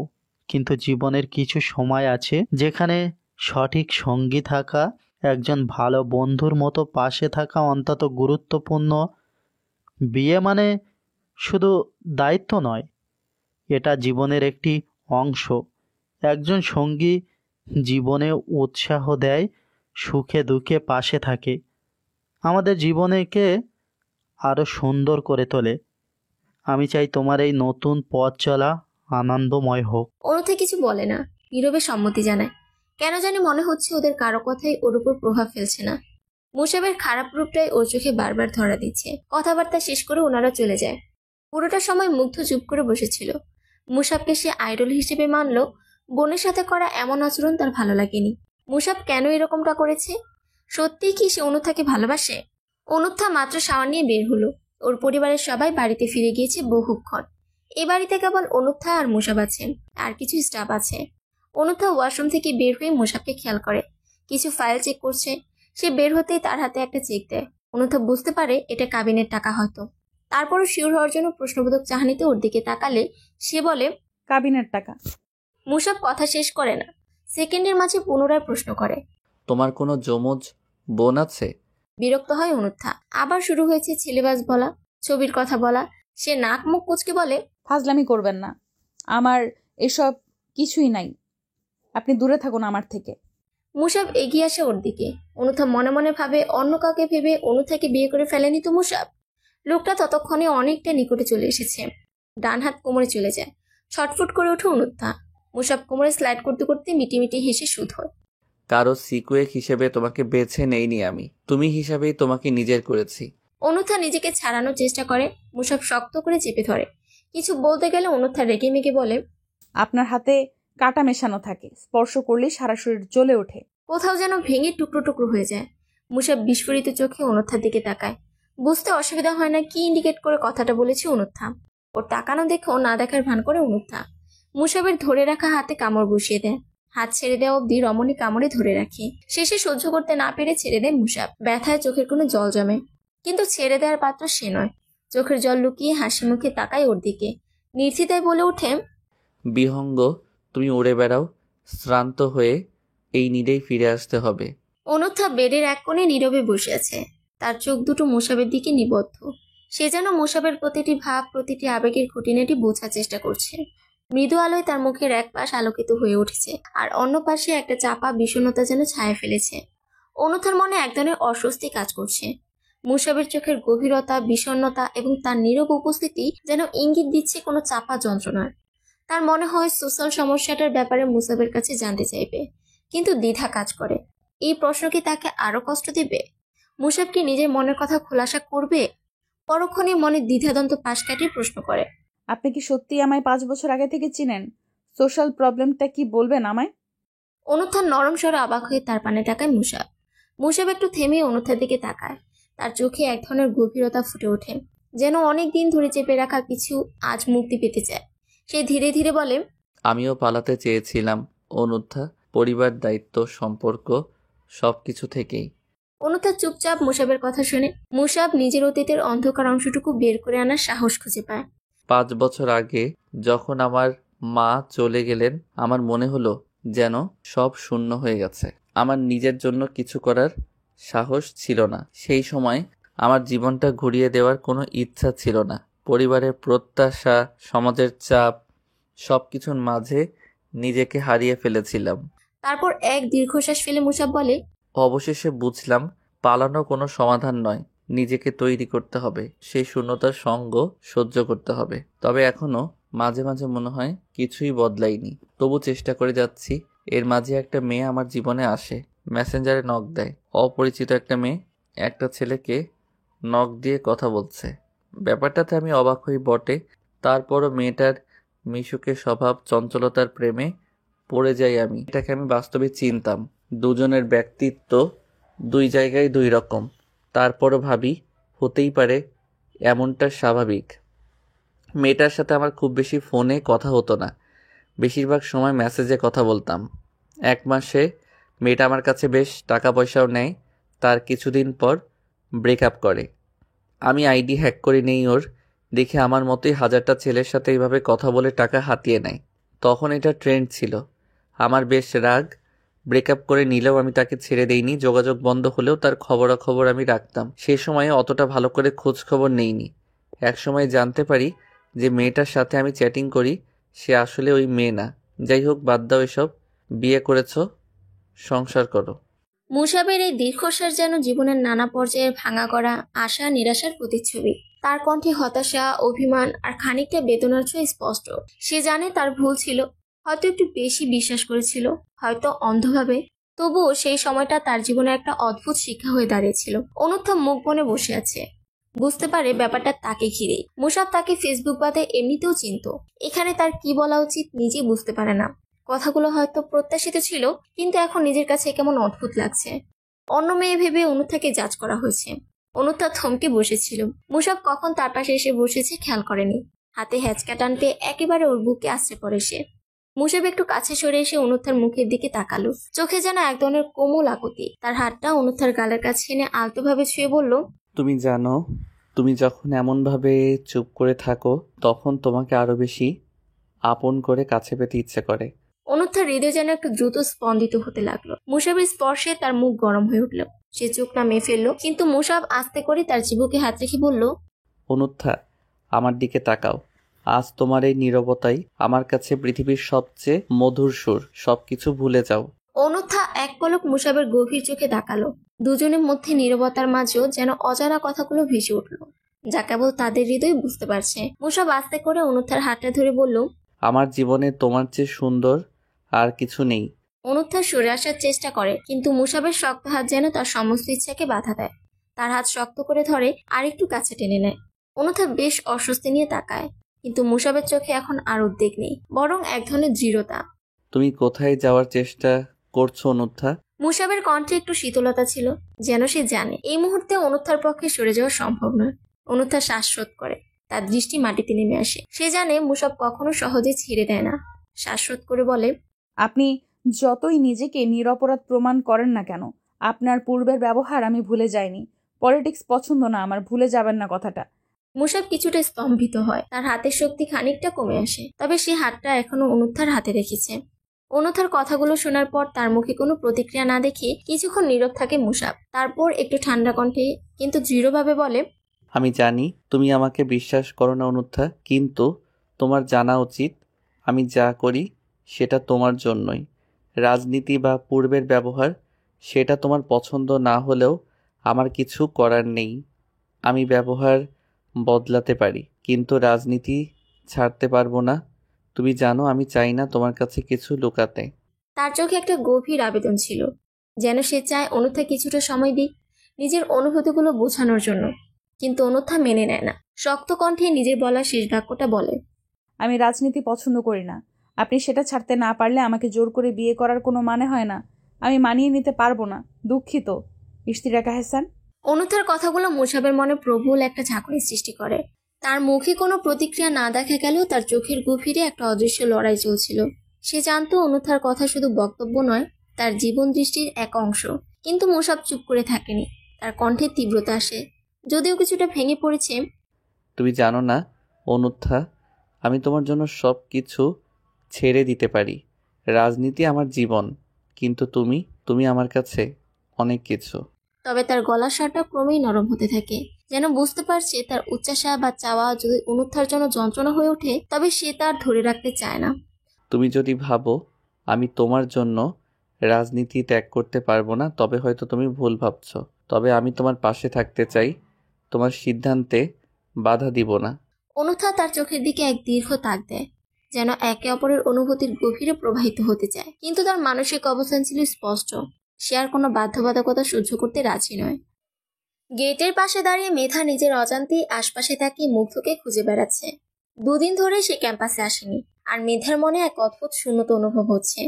প্রতিদিন দেখা না হলেও ঠিক যেন মুগ্ধ আশেপাশেই থাকে। তার হেসে ওঠা, কথার ভঙ্গি মেধার মনে অমলিন হয়েছে। আজ যেন মনে হচ্ছে এই ভিড়ের মধ্যে থেকেও কাউকে হারিয়ে ফেলেছে মেধা। মেধা জানে না কেন সে মুগ্ধকে খুঁজছে, হয়তো এটাই মুগ্ধর প্রতি তার অনুভূতির সূচনা। মেধা একটু নিজের দিকে বিরক্ত হয়, কেন সে বারবার মুগ্ধকে খুঁজছে। মনের গহীনে কোথাও একটা অদৃশ্য টান অনুভব করছে সে, যা তাকে বারবার মুগ্ধর দিকে টেনে নিয়ে যাচ্ছে। দুদিনের অনুপস্থিতি যেন অদ্ভুতভাবে তার অভ্যস্ত দিনগুলোতে ফাঁকা একটা জায়গা তৈরি করেছে। মুগ্ধর হাসি মাখা মুখ, চোখের সেই বিশেষ ঝিলিক, তার সোজাসাপটা কথা বলার ধরন, সবকিছুই যেন মেধার মনে এক স্থায়ী ছাপ ফেলে গেছে। এক অজানা অনুভূতি তাকে বাধ্য করেছে মুগ্ধকে খুঁজতে।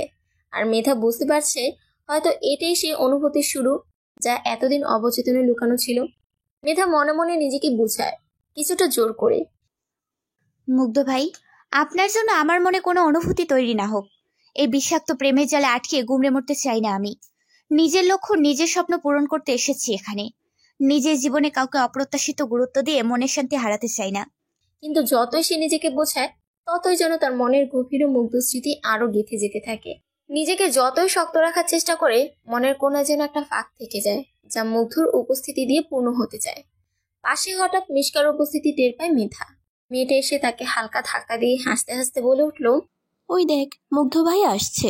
ইস, বেচারার 2 দিন ধরে জ্বর ছিল। মেধার বুকের ভেতরটা যেন অদ্ভুতভাবে কেঁপে উঠল। মুগ্ধ 2 দিন কেন আসেনি সেটা বুঝতে পেরে একটু চিন্তিত হয়ে গেল সে, কিন্তু নিজের অনুভূতিগুলো চেপে রেখে স্বাভাবিক থাকার ভান করে মিশকার দিকে তাকিয়ে বলল, আরে জ্বর ছিল, কেমন আছে এখন? মিশকা মুচকে মুচকে এসে বলল, হ্যাঁ, বেচারা ঠিক মতো বিশ্রামই পায়নি। আজ একটু ভালো লাগাই ক্লাসে এসেছে। দেখ না এখনো কেমন ক্লান্ত লাগছে। মুগ্ধকে দেখে মেধার মনে হয় তাকে সত্যি একটু ভাঙা ভাঙা লাগছে। মনটা আবার কেমন অস্থির হয়ে যায়, কিন্তু বাইরে থেকে স্বাভাবিক থাকার চেষ্টা করে। অবাক চোখে মিশকার দিকে তাকিয়ে মেধা বলল, ব্যাপারটা তুই কিভাবে জানিস? মিশকে একটু হেসে বলে, আরে তোর মতো আমিও তো খোঁজ রাখি বুঝলি। আর তাছাড়া মুগ্ধ ভাইয়ের সাথে আমার গত সেমিস্টার থেকে বেশ বন্ধুত্ব হয়ে গেছে। এই কয়েকদিন ওকে দেখছিলাম না, তাই খোঁজ নিয়েছিলাম।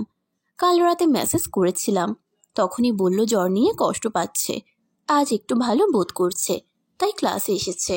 মেধা বুঝতে পারে মিশকের মুখে মুগ্ধর কথা এভাবে শুনতে কেমন যেন অস্বস্তি লাগছে, কিন্তু সেই অস্বস্তি ঢেকে রেখে মুখে হালকা হাসি এনে বলল, ও তাই নাকি?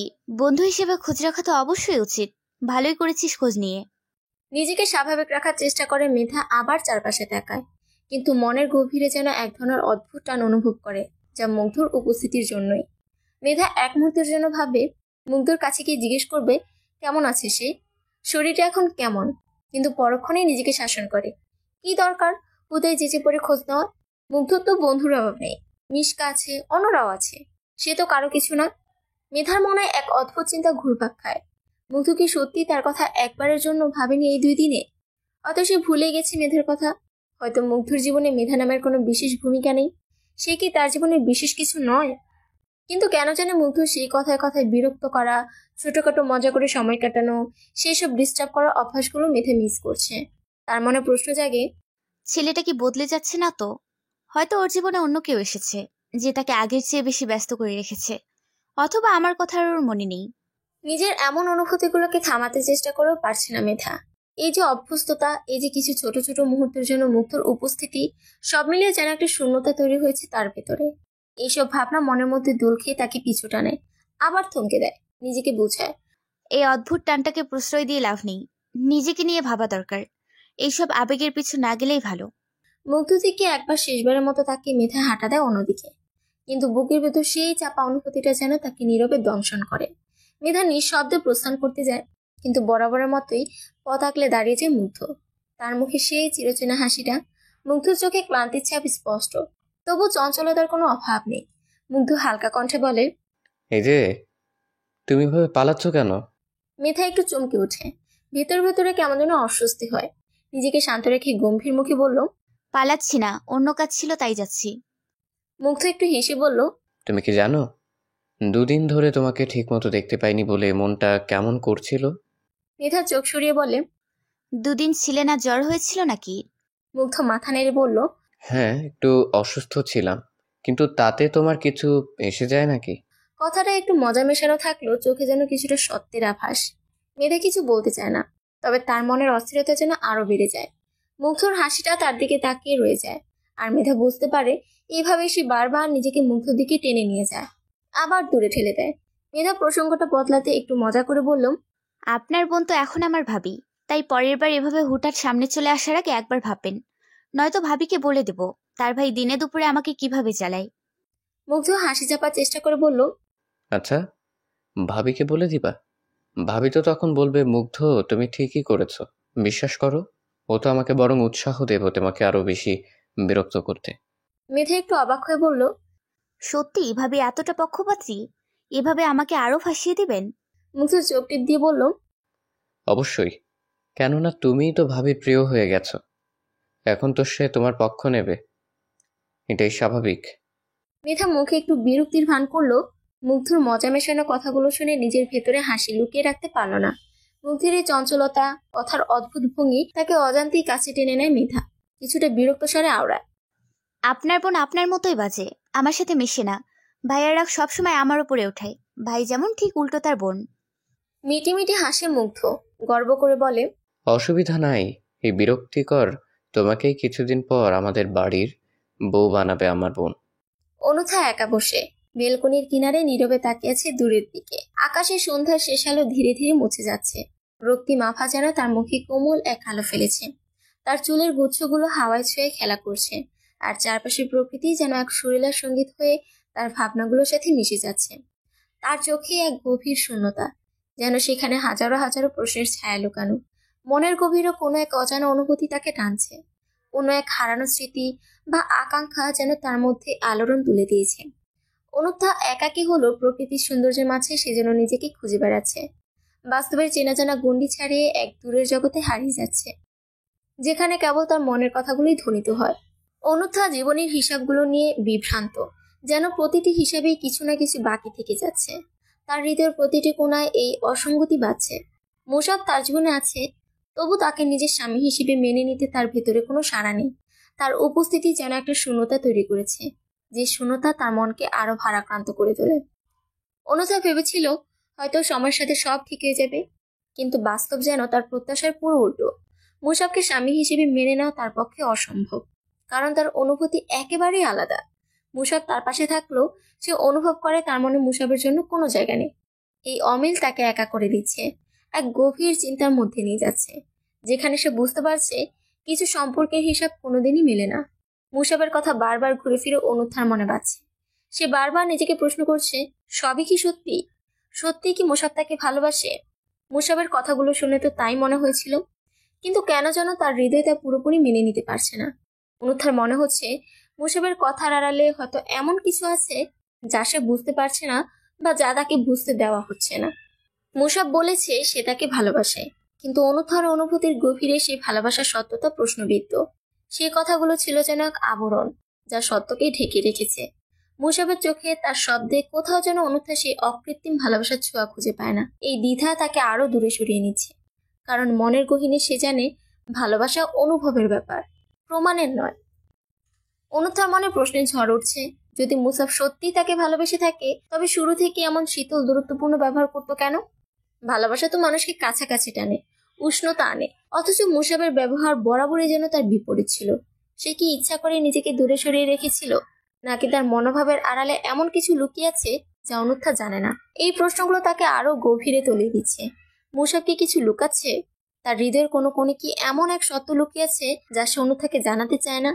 হয়তো তার জীবনে এমন কোনো ঘটনা বা সম্পর্ক আছে যা সে গোপন করে রেখেছে, অথবা হয়তো সে নিজেই দ্বিধায় ভুগছে তার ভালোবাসা নিয়ে, তাদের সম্পর্কের ভবিষ্যৎ নিয়ে। অনুত্থার মনে হচ্ছে এই রহস্যের সমাধান না হলে তার মনে থাকা অস্থিরতা কখনোই শান্তি পাবে না। বস, ইস্তিরাক এহসান মুসাব বিয়ে করেছে অন্যথা ইবনাতকে। এই ধরনের কথায় চমকে ওঠা আগন্তুক হত বিহম্বল হয়ে কথাটা বলার মানুষটার দিকে তাকায়। 1 মিনিটের জন্য মনে হয় সে মিথ্যা শুনেছে। পরপর মাথা ঝাঁকিয়ে প্রশ্ন করে, কি বলছো তুমি? অল্প বয়সী ছেলেটা ভয়ে ভয়ে উত্তর দেয়, এমপি তার প্রেমিকাকে বিয়ে করেছে। কথা শেষ হওয়ার সাথে সাথে ঠাস করে একটা থাপ্পড় পড়ে ছেলেটার গালে। রাগে থরথর করে কাঁপছে আগন্তুক। ছেলেটা গালে হাত দিয়ে নিচের দিকে তাকায়। থাপ্পড় দিয়েও ক্ষান্ত হয়নি আগন্তুক। তেরে এসে ছেলেটার কলার ঝাঁকিয়ে বলে, কি বললি তুই? অনুত্থা ওর প্রেমিকা?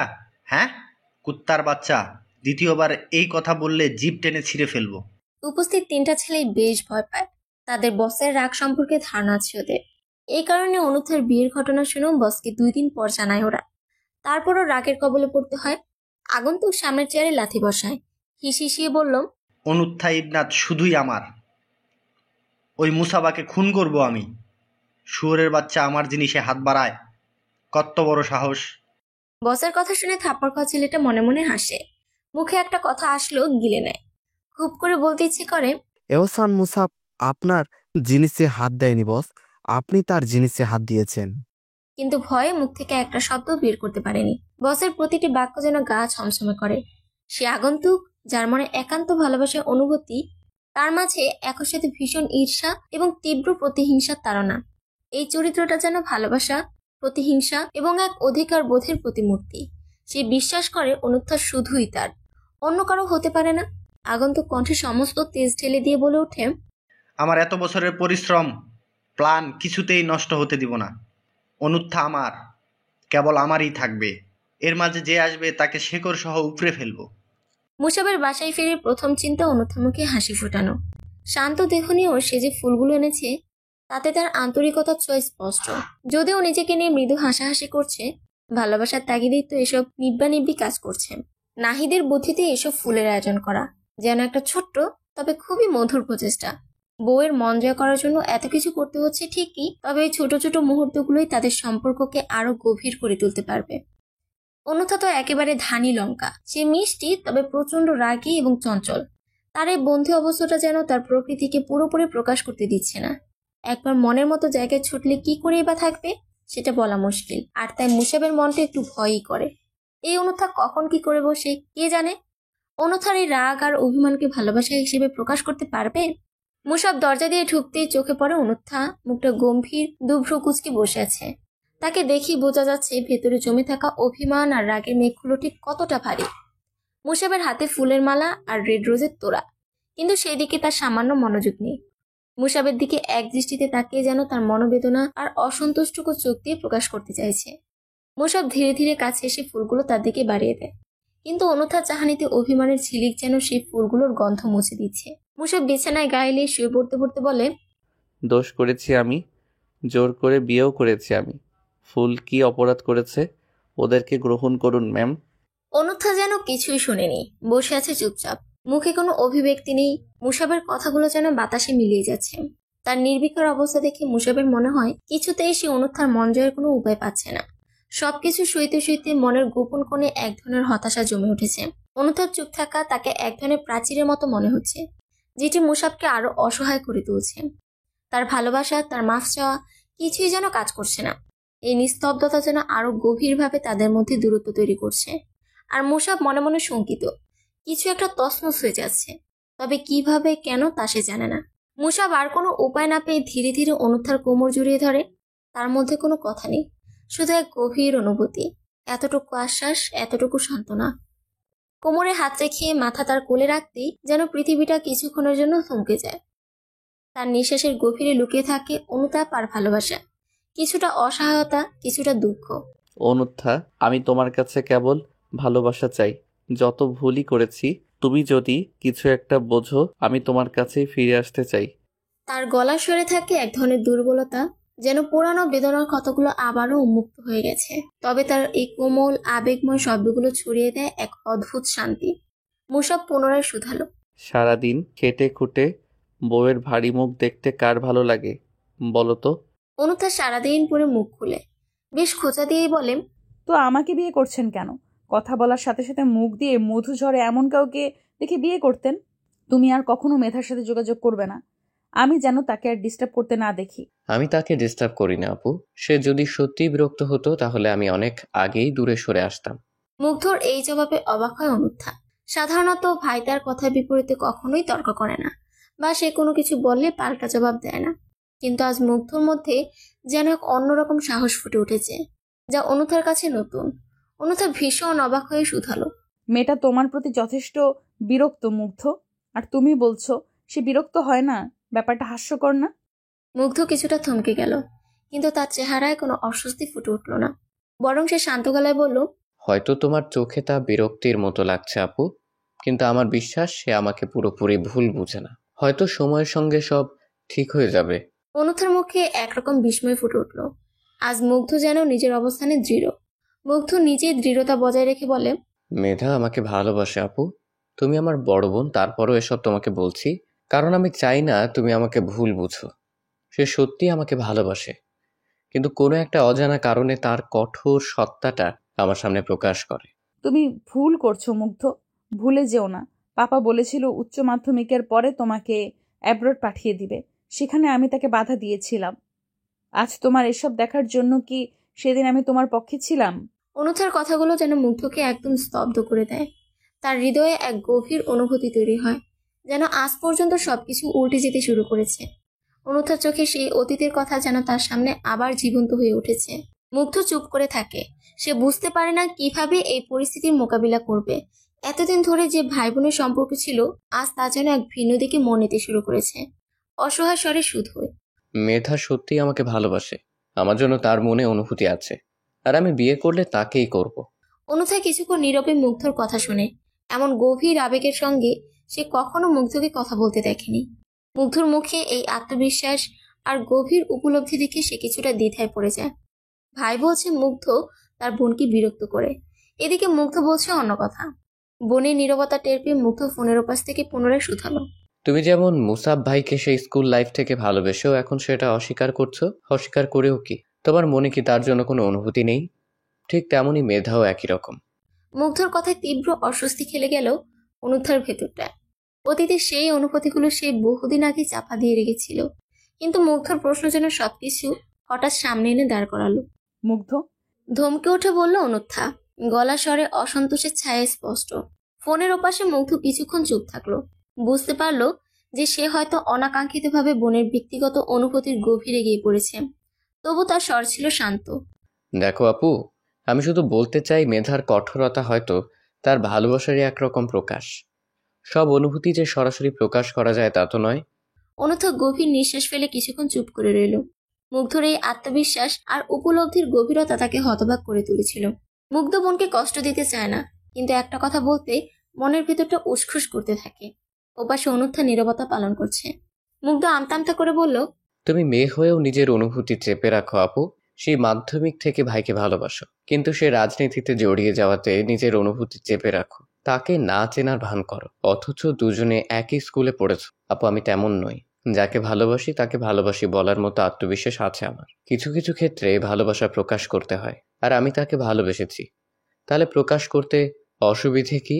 মুগ্ধর কথাগুলো যেন অনুত্থার মনকে আরো গভীর প্রশ্নের মুখোমুখি দাঁড় করিয়ে দিল।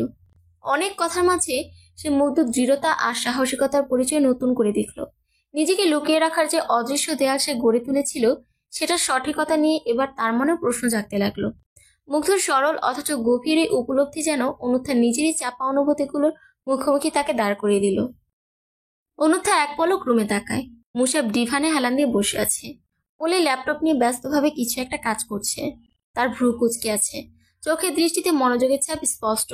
অনুত্থার মনে কিছু প্রশ্ন আর অনুভূতির ঢেউ খেলে গেল। মুসাবকে এত কাছ থেকে দেখছে, অথচ মনে হচ্ছে দুজনের মাঝে অদৃশ্য এক দূরত্ব রয়েছে। মুগ্ধর কথাগুলো তার মনে একটা আলোড়ন তুলে দিয়েছে। এতদিন ধরে যে অনুভূতি চেপে রেখেছিল তা কি ভুল ছিল? মুসাব আচমকা মাথা তুলে অনুত্থার দিকে তাকায়, যেন তার দৃষ্টি অনুভব করে মুখ তুলে তাকিয়েছে। অনুত্থা দ্রুত চোখ ফিরে নেয়, যেন কিছুই হয়নি এমন একটা ভাব ধরে। মুগ্ধর সাথে আরো দু একটা বিষয়ে আলাপ করে ফোন কেটে দেয় সে। মুসাবের মোবাইল দিয়ে এতক্ষণ মুগ্ধর সাথে কথা বলেছে সে। কথা শেষ করে এগিয়ে যায় মুসাবের দিকে, মোবাইলটা দেওয়ার জন্য হাত বাড়িয়ে দেয়। দৃষ্টি অন্যথায় নিবদ্ধ। মুসাব অনুত্থাকে অন্যদিকে তাকিয়ে থাকতে দেখে একটু বাঁকা হাসে, যেন কিছু বুঝে যায়। সে কোল থেকে ল্যাপটপ সরিয়ে রেখে অনুত্থার হাত থেকে মোবাইল না নিয়ে হঠাৎ করেই তাকে টান দিয়ে কোলে বসিয়ে দেয়। অনুত্থা পিলে চমকে ওঠে। তার চোখে অবাক, বিস্ময় আর অস্বস্তি ভর করে। কিছু বলার আগেই মুসাবের হাত শক্ত করে তাকে ধরে রেখেছে। এটা কি করছেন মুসাব? অনুত্থার কণ্ঠে রাগ আর অসন্তোষ মিশে যায়, কিন্তু মুসাবের চোখে কোনো হীনতার ছায়া নেই। তার চোখের জন্য এক ধরনের মিশ্র আবেগের প্রকাশ, একটু কৌতূহল, একটু রসিকতা আর কিছুটা নিয়ন্ত্রণের ইচ্ছা। শান্ত থাকো অনুত্থা। মুসাব এক হাতে মোবাইল নিয়ে বলে, এখন তুমি আমার কোলেই থাকবে, একটু সময় নাও। অনুত্থা তাকে ধাক্কা দিয়ে সরাতে চাইলেও মুসাবের শক্তি আর আত্মবিশ্বাসের সামনে তা অসম্ভব মনে হয়। তার মধ্যে এক ধরনের নির্জীবতা, যেন কোনোভাবেই পরিস্থিতি এড়ানো যাচ্ছে না। মুসাব কোমর জড়িয়ে পেছন থেকে জড়িয়ে ধরে অনুত্থাকে। হাত চলে যায় অনুত্থার মেধহীন উদরে। অনুত্থা কি করবে বুঝে উঠতে পারে না। নড়াচড়া করলে মুসাব তার পিঠ থেকে চুল সরিয়ে ওষ্ঠজোড়া চেপে করে সেথায়। চোখে যে বন্ধ করে নেয় রমণী, মানব ফিসফিস করে শুধোয়। নড়ে না, শুধু আমাকে অনুভব করো সুইটহার্ট। অনুত্থা আজ 6 দিন পর বাইরে পা রেখেছে। এতদিন ঘরবন্দি থাকার পর রাস্তায় বের হয়ে এক ধরনের অদ্ভুত প্রশান্তি অনুভব করছে সে। তবে গন্তব্যটা আনন্দের নয়, হাসপাতাল। মুসাব বারবার বলেছিল গাড়ি আর সিকিউরিটি সঙ্গে নেওয়ার কথা, কিন্তু অনুত্থা একগুঁয়ে মুসাবের কথায় কান্না দিয়ে একাই বেরিয়ে পড়েছে। তার এই একরোখা স্বভাব মুসাবের কাছে নতুন কিছু নয়, কিন্তু তবুও সে চিন্তায় অস্থির। রাস্তায় হাঁটতে হাঁটতে অনুত্থা ভাবে, সব সময় এত নিরাপত্তার কি দরকার? নিজেকে নিজের মতোই চলতে দিতে হবে। সব কিছুর জন্য অন্যের উপর নির্ভরশীল থাকা ঠিক নয়। তবে মনে একটু ভয়ও কাজ করছে, কারণ মুসাবের চিন্তাটা ফেলে দেওয়ার মতো নয়। অর্পণ ভাই যদি জানে সে বিয়ে করেছে, তাহলে তার এবং মুসাব উভয়েরই ক্ষতি করবে। ছেলেটা তাকে পাগলাটে ভাবে ভালোবাসে কিনা, কিন্তু অনুত্থা মনে একজনকে রেখে আরেকজনকে কিভাবে বিয়ে করবে? সে যে মুসাবকে ছেলেবেলা থেকেই ভালোবেসে গিয়েছে অক্লান্ত ভাবে। অনুত্থার নিকট হাসপাতালের পথটা সত্যি দীর্ঘ মনে হচ্ছে। প্রতিটি পদক্ষেপ যেন ভারী হয়ে উঠেছে তার জন্য। চারপাশে ভিড় থাকলেও সে এক ধরনের শূন্যতা অনুভব করছে। নিজেকে একা, বিচ্ছিন্ন। মানুষের কোলাহল তার মনে কোনো সান্ত্বনা আনতে পারছে না। হঠাৎ তার ভেতরে এক অস্বস্তিকর অনুভূতি জেগে ওঠে। মনে হচ্ছে কেউ যেন তাকে অনুসরণ করছে। পেছন ফিরে তাকায়, কিন্তু কিছুই দেখতে পায় না। রাস্তায় ফিরে এমন কিছু খুঁজে বের করা হয়তো অসম্ভব, তবুও তার মন একরকম আতঙ্কে ভুগতে থাকে। গাড়ি আর সিকিউরিটি সঙ্গে নেওয়ার কথা বলেছিল সে, কেন যে শুনলাম না? নিজের একগুঁয়েমির জন্য এখন তার নিজেরই বিরক্ত লাগছে, কিন্তু সে জানে এটা তার চরিত্রেরই অংশ। তার জেদ, সেটাই তাকে সবার থেকে আলাদা করে। তবুও এই মুহূর্তে তার সেই জেদ যেন আত্মবিশ্বাসের বদলে দুর্বলতা হয়ে দাঁড়িয়েছে। মুসাব ঠিকই বলেছিল, নিজের মনে মনে স্বীকার করে সে। হাসপাতাল আর বেশি দূরে নয়, কিন্তু তার মনে হচ্ছে প্রতিটি মুহূর্ত যেন আরো বেশি বিপজ্জনক হয়ে উঠেছে। একা সেটা ভুল ছিল না তো? তার হৃদস্পন্দন বেড়ে যায়, আশপাশের ছায়াগুলো যেন আরো ভারী হয়ে উঠেছে। মুসাব আসনে বসে থাকার ভান করলো, ভেতরে ভেতরে বিরক্তিতে ফুটছিল। সামনে বসা মানুষগুলোর মুখগুলোতে স্পষ্ট লেখা অনুষ্ঠান নয়, একঘেয়েমির কারাগারে আটকা পড়ে আছে তারা। প্রথম সারির একজন মধ্যবয়সী ব্যক্তির চোখ প্রায় বুজে আসছে, তার পাশের জন চুপি চুপি ফোনে কল করছে। এসব দেখে মুসাবের নিজেরও ভাষণ দেওয়ার ইচ্ছাটা আরো কমে যায়। এমপি হওয়ার সুবাদে মঞ্চে থাকার দায়িত্ব তার, কিন্তু এমন নিষ্প্রাণ পরিবেশে কথা বলার ইচ্ছে একদমই জাগে না। তবু নিয়মের বাঁধন এড়িয়ে যাওয়ার উপায় নেই। অনুষ্ঠানের আয়োজকরা বারবার তাগাদা দিচ্ছে, তাকে যেন শেষে বক্তব্য রাখতে হয়। মুসাব মনক্ষুণ্ণ চোখে মঞ্চের এক কোণে রাখা পানির গ্লাসটা তাকিয়ে ভাবছে শুকিয়ে যাওয়া গলাটা আদৌ বক্তৃতা দিতে পারবে কিনা। তবুও মুখে হাসি ধরে রেখে মুসাব সামনে ঝুঁকে কিছুক্ষণ অন্যদের বক্তব্য শুনতে চেষ্টা করলো, কিন্তু তাদের বক্তৃতার কৃত্রিম ভঙ্গিমা আর অপ্রাসঙ্গিক কথা শুনে মুসাবের মনে হলো এই মঞ্চটা যেন কেবল দেখানো গুণাবলীর প্রদর্শনী। নিজের মনে গুছিয়ে নিতে লাগলো, সংক্ষেপে সরল ভাষায় বলবো, অপ্রয়োজনীয় কিছু বলতে যাব না, লোকগুলো মুক্তি পাক, আমিও। মুসাব গ্লাস থেকে এক চুমুক পানি নিয়ে প্রস্তুতি নিতে শুরু করলো, কিন্তু মনটা বক্তৃতার প্রস্তুতি চেয়ে অন্য এক দুশ্চিন্তায় আটকে ছিল। সামনের মানুষগুলোর বিরক্তি মুখ দেখতে দেখতে মোবাইলটা হাতে তুলে নিল। দ্রুত চারপাশে একবার চোখ খুলে নিশ্চিত হলো কেউ তার দিকে নজর দিচ্ছে না। তারপর মনোযোগ দিয়ে টাইপ করলো, অর্পণ যেন আমার বউয়ের দিকে চোখ তুলে তাকানোর সুযোগও না পায়। আমার বউকে নজরে রাখবি, অর্পণের উপর বিশ্বাস নাই, খবরদার, ওর যদি কিছু হয় রে নাহিদ। মেসেজটা সেন্ড করার পর মুসাব গভীর শ্বাস নিল। অর্পণকে নিয়ে তার মনে এত সংশয় কেন? হয়তো সেটা অমূলক, কিন্তু বউয়ের দিকে অর্পণের কৌতূহলী দৃষ্টি একাধিকবার দেখে মুসাবের মনে সন্দেহ দানা বেঁধেছে। মঞ্চে উপস্থিত সবাই হয়তো ভেবেছে মুসাব বক্তৃতার জন্য প্রস্তুতি নিচ্ছে, কিন্তু তার মনের ভেতর অন্য এক যুদ্ধ চলছিল। মেসেজ পাঠানোর পরও অস্থিরতা কাটল না, পকেটের মোবাইলটা যেন উত্তপ্ত হয়ে উঠেছে। নিজেকে সংযত করে আবার মঞ্চের দিকে মন দিল। আগে অনুষ্ঠান শেষ করি, তারপর দেখা যাবে। মুসাব মনে মনে নিজেকে সামলে নেওয়ার চেষ্টা করলো। ক্লান্তি যেন অনুথার চেহারা স্পষ্ট হয়ে ফুটে উঠেছে। ওটির দরজা পেরিয়ে বেরিয়ে আসতেই থমকে দাঁড়ালো সে। সামনের করিডোরে কয়েকজন নার্স আর ইন্টার্ন ব্যস্ত ভঙ্গিতে হাঁটছে, কিন্তু তার দৃষ্টি তাদের দিকে নেই। কপালের ঘাম হাতের পিঠ দিয়ে মুছতে মুছতে একপাশে দাঁড়িয়ে গায়ে একটু জোর দিল। পায়ের তলায় শক্তি যেন আর নেই, পেটটা শূন্য। সারাদিন ধরে এক ফোঁটা পানিও পড়েনি মুখে, গলা শুকিয়ে কাঠ হয়ে আছে। কিন্তু এসব নিয়ে চিন্তা করার মতো সময় কিংবা অবস্থা নেই। মস্তিষ্কে ঘুরপাক খাচ্ছে সেই ছোট্ট রোগীর অবস্থা, যাকে নিয়ে সকাল থেকে এত ব্যস্ততা। পকেট থেকে মোবাইল বের করে সময়টা দেখলো অনুত্থা। রাত প্রায় 10টা। বাইরে গিয়ে খাবারের ব্যবস্থা করার কথা ভাবলো, কিন্তু মনে হলো এমন শরীর নিয়ে যদি আরো কিছুক্ষণ দেরি হয় তাহলে হয়তো দাঁড়ানোরও শক্তি থাকবে না। ধীরে ধীরে করিডোর পেরিয়ে রিল্যাক্স রুমের দিকে এগোতে থাকলো সে। ভিতরে গিয়ে একটা সোফায় গায়েলি দিয়ে চোখ বন্ধ করলো। মন সায় দিচ্ছে না কিছু খেতে। তখনই মনে পড়ে মুসাবকে। ফোন বের করে তাকে মেসেজ দিয়ে জানায়, আমাকে একটু এসে নিয়ে যাবেন? 2 মিনিট 3 মিনিট পার হয়ে গেল, কোনো উত্তর আসে না। ক্লান্ত অনুত্থা বুঝে নেয় মুসাব হয়তো মেসেজ দেখেনি বা সে আসবে না। তখনই ডোর খুলে একজন প্রবেশ করে, মাথায় ক্যাপ, চোখে সানগ্লাস আর মুখে মাস্ক। লোকটার দিকে এক পলক তাকালে বুঝে কে হতে পারে। ঠোঁটের কোণে এক চিন্তা হাসি ফুটে উঠে নিমিশেই তা নিভিয়ে ফেলে। অনুথার চোখে তখন ক্লান্তি আর হতাশার ছাপ, কিন্তু ওই চেহারা দেখে মনটা যেন একটু শান্ত হলো। মাথায় ক্যাপ, সানগ্লাস আর মুখে মাস্ক থাকা সত্ত্বেও লোকটাকে চিনতে একটুও ভুল হয়নি। এসেছেন এত দ্রুত? অনুথা শান্ত কণ্ঠে বলল। লোকটা ধীর পায়ে এগিয়ে এসে মুখ থেকে মাস্কটা খুলে হালকা হাসলো। তোমার মেসেজের অপেক্ষা করছিলাম, জানতাম ডাকবে। মুসাব, সেই চেনা কণ্ঠ, একই আত্মবিশ্বাস, তবুও চোখে মুখে আজ একরকম অদ্ভুত গম্ভীরতা। আপনি তো উত্তর দেননি। অনুথা অভিযোগ করলো হালকা স্বরে।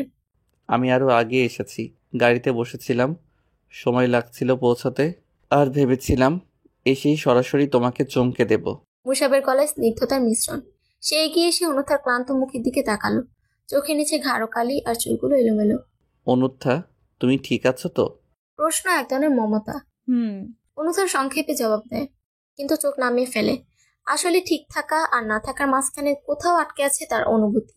সে মুসাবের সাথে স্বাভাবিকভাবে কথা বলার চেষ্টা করছে, কিন্তু নিজেকে এখনো মুসাবের বউ হিসেবে নিজেই মেনে নিতে পারেনি।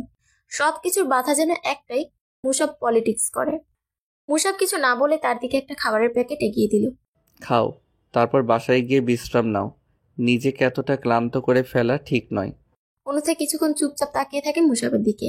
তার চোখে কৃতজ্ঞতার এক ধরনের ছায়া, কিন্তু ঠোঁট দিয়ে কিছু বলতে পারে না। মুসাবের চোখ অনুথা দেখে নিবদ্ধ, কিন্তু সে কিছু বলে না। অনুথার অস্বস্তিটা বোঝা তার জন্য কঠিন কিছু নয়। ওদের সম্পর্কের প্রতিটি স্তর তার জানা। তবুও অনুথার মনের এই দ্বিধা যেন একটা গভীর দেয়াল হয়ে দাঁড়িয়েছে। অনুত্থা, মুসাব নরম সুরে বলল, তোমার এত চিন্তা করা ঠিক নয়। আমি জানি তুমি আমার পেশার জন্য স্বস্তিতে নেই, কিন্তু আমি প্রতিশ্রুতি দিয়েছি আমার কাজ তোমার জীবনে কোনো ঝামেলা তৈরি করবে না। অনুথা মুখ তুলে তাকায় মুসাবের দিকে। কথাগুলো সত্যি হলো তার মনে সেই অস্বস্তির মেঘ কাটে না। আপনি বুঝবেন না মুসাব, পলিটিক্স মানেই একটা ঝুঁকি, একটা অস্থিরতা। আমি জানি আপনি ভালো কিছু করার জন্য এতে ঢুকেছেন, কিন্তু আমি এখনো নিজেকে মানিয়ে নিতে পারিনি। অনুথার কণ্ঠ ভারী হয়ে আসে। মুসাব হালকা একটা নিঃশ্বাস ফেললো, তার চোখে মায়া। তুমি জানো আমি তোমাকে কখনোই এই ঝুঁকির মধ্যে ফেলে দেব না। আমার জন্য নয়, নিজের জন্য একটু ভরসা রাখো। আমি চাই তুই তোমার মতো করে সুখী হও। আমি সব সামলে নেব। অনুথা চুপ করে থাকে। মুসাবের কথা যতই সত্যি হোক, তার নিজের ভেতরে ভয় আর দ্বিধা যেন তাকে ছাড়তে চায় না। চলো বাসায় যাই। মুসাব শেষমেশ বলল, আজ আর কোনো কথা নয়, তুমি শুধু বিশ্রাম নাও, বাকি কথাগুলো পরে হবে। অনুথা মাথা নাড়ল, কিন্তু মনের গভীরে তার ভাবনাগুলো যেন থেমে থাকার নামই নেয় না।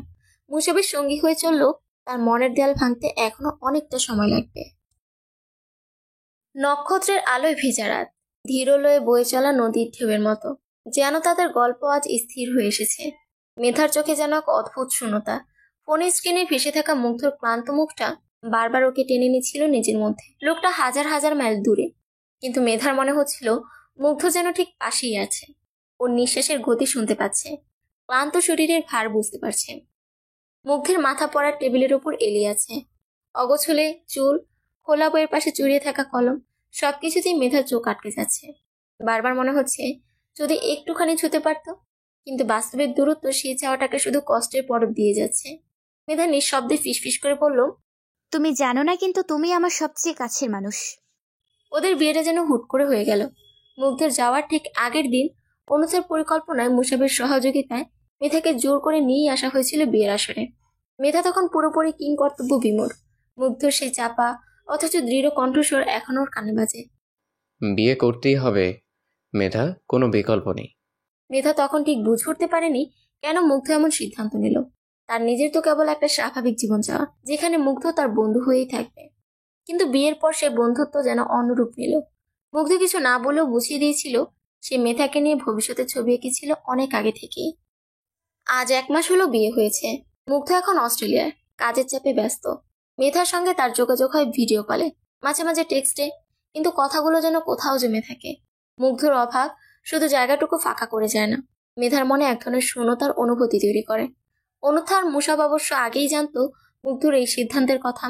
মুগ্ধ সবকিছুই তাদের সঙ্গে শেয়ার করেছিল, আর ওরাই ছিল পরিকল্পনার মূল কারিগর। মুগ্ধ হয়তো দূরে চলে গেছে, কিন্তু মেধার কাছে মুগ্ধ স্মৃতি আর সেই জেদি সিদ্ধান্তগুলো এখনো গভীরভাবে গেঁথে আছে। মানুষটাকে যে সে বড্ড বেশি মিস করছে। কিভাবে বোঝাবে এ কথা তাকে? নিজেই ফোন করে বলল আজকে সারা রাত যেন মেয়েতে ভিডিও কলে থাকে, তাকে দেখবে মুগ্ধ।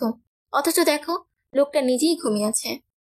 অনুথা চুপচাপ শুয়ে আছে, তার চোখ খোলা, চারপাশে অন্ধকার নেমে এসেছে। কিন্তু মুসাবের নিঃশ্বাসের উষ্ণতা তাকে এক ধরনের আরাম দিচ্ছে। মুসাবের হাত শক্ত করে জড়িয়েছে তার কোমর, যেন তাকে কখনোই হারাতে চায় না। অনুথার মনে পড়ে যায় সেই সময়ের কথা, যখন মুসাব তার জীবনের সবচেয়ে কাছের মানুষ ছিল। কিন্তু পরিস্থিতি, ভুল বোঝাবুঝি আর কিছু কঠিন সিদ্ধান্ত তাদের মাঝে এমন একটা দেয়াল তুলে দিয়েছিল যা অদৃশ্য হলেও তাদের দূরত্ব তৈরি করেছিল। অনুথা ভেবেছিল মুসাব আর কখনো ফিরে আসবে না, কিন্তু মুসাব তো সহজে হার মানার লোক নয়। তার জেদ, ভালোবাসা আর ধৈর্য নিয়ে সে এক এক করে সেই দেয়াল ভেঙেছে। কোনো অভিযোগ ছাড়াই সে অনুথার সঙ্গে থেকেছে, তার কষ্টের অংশীদার হয়েছে। আর সেই জেদি লোকটাই তার পাশে শুয়ে আছে, তাকে জড়িয়ে রেখেছে। অনুথা নিজেও জানে না কখন সে হার মেনেছে মুসাবের ভালোবাসার কাছে। হয়তো এই হার মানাটাই ছিল তার মুক্তি। নিজের ঠোঁটের কোণে এক চিলতে হাসি নিয়ে সে মুসাবের মুখের দিকে তাকালো। লোকটা এখনো গভীর ঘুমে, তবুও তার মুখে এক শান্তির ছাপ। অনুথার মনে হলো এই মুহূর্তটাই তার জীবনের সবচেয়ে সুরক্ষিত জায়গা। অনুথার মনে হয় তার জীবনের সবচেয়ে অদ্ভুত ও সরল সময়টা ছিল ক্লাস 8। সেই সময়টায় নতুন স্কুলের অচেনা পরিবেশ আর মুসাবের মতো সিনিয়রদের সামনে দাঁড়ানো তার জন্য এক ধরনের ভয় আর অস্বস্তি বয়ে আনত। মুসাবের চোখে ছিল এক ধরনের তীক্ষ্ণ ভাব, যা সহজেই ছোটদের মুগ্ধ আর ভীত করত। আর অনুত্থা, সে তো মুসাবের এক ঝলক দৃষ্টিতেই যেন জড়সড় হয়ে যেত। একদিন মুসাব আচমকাই তাকে প্রপোজ করলো। সেই সময়টা যেন অনুত্থার পৃথিবীটা এক মুহূর্তে বদলে গেল। কি করবে, কি বলবে, কিছু বুঝতে না পারে সে হ্যাঁ বলে দিল। তার মনে তখন হাজারো ভাবনা, এটা কি সত্যি?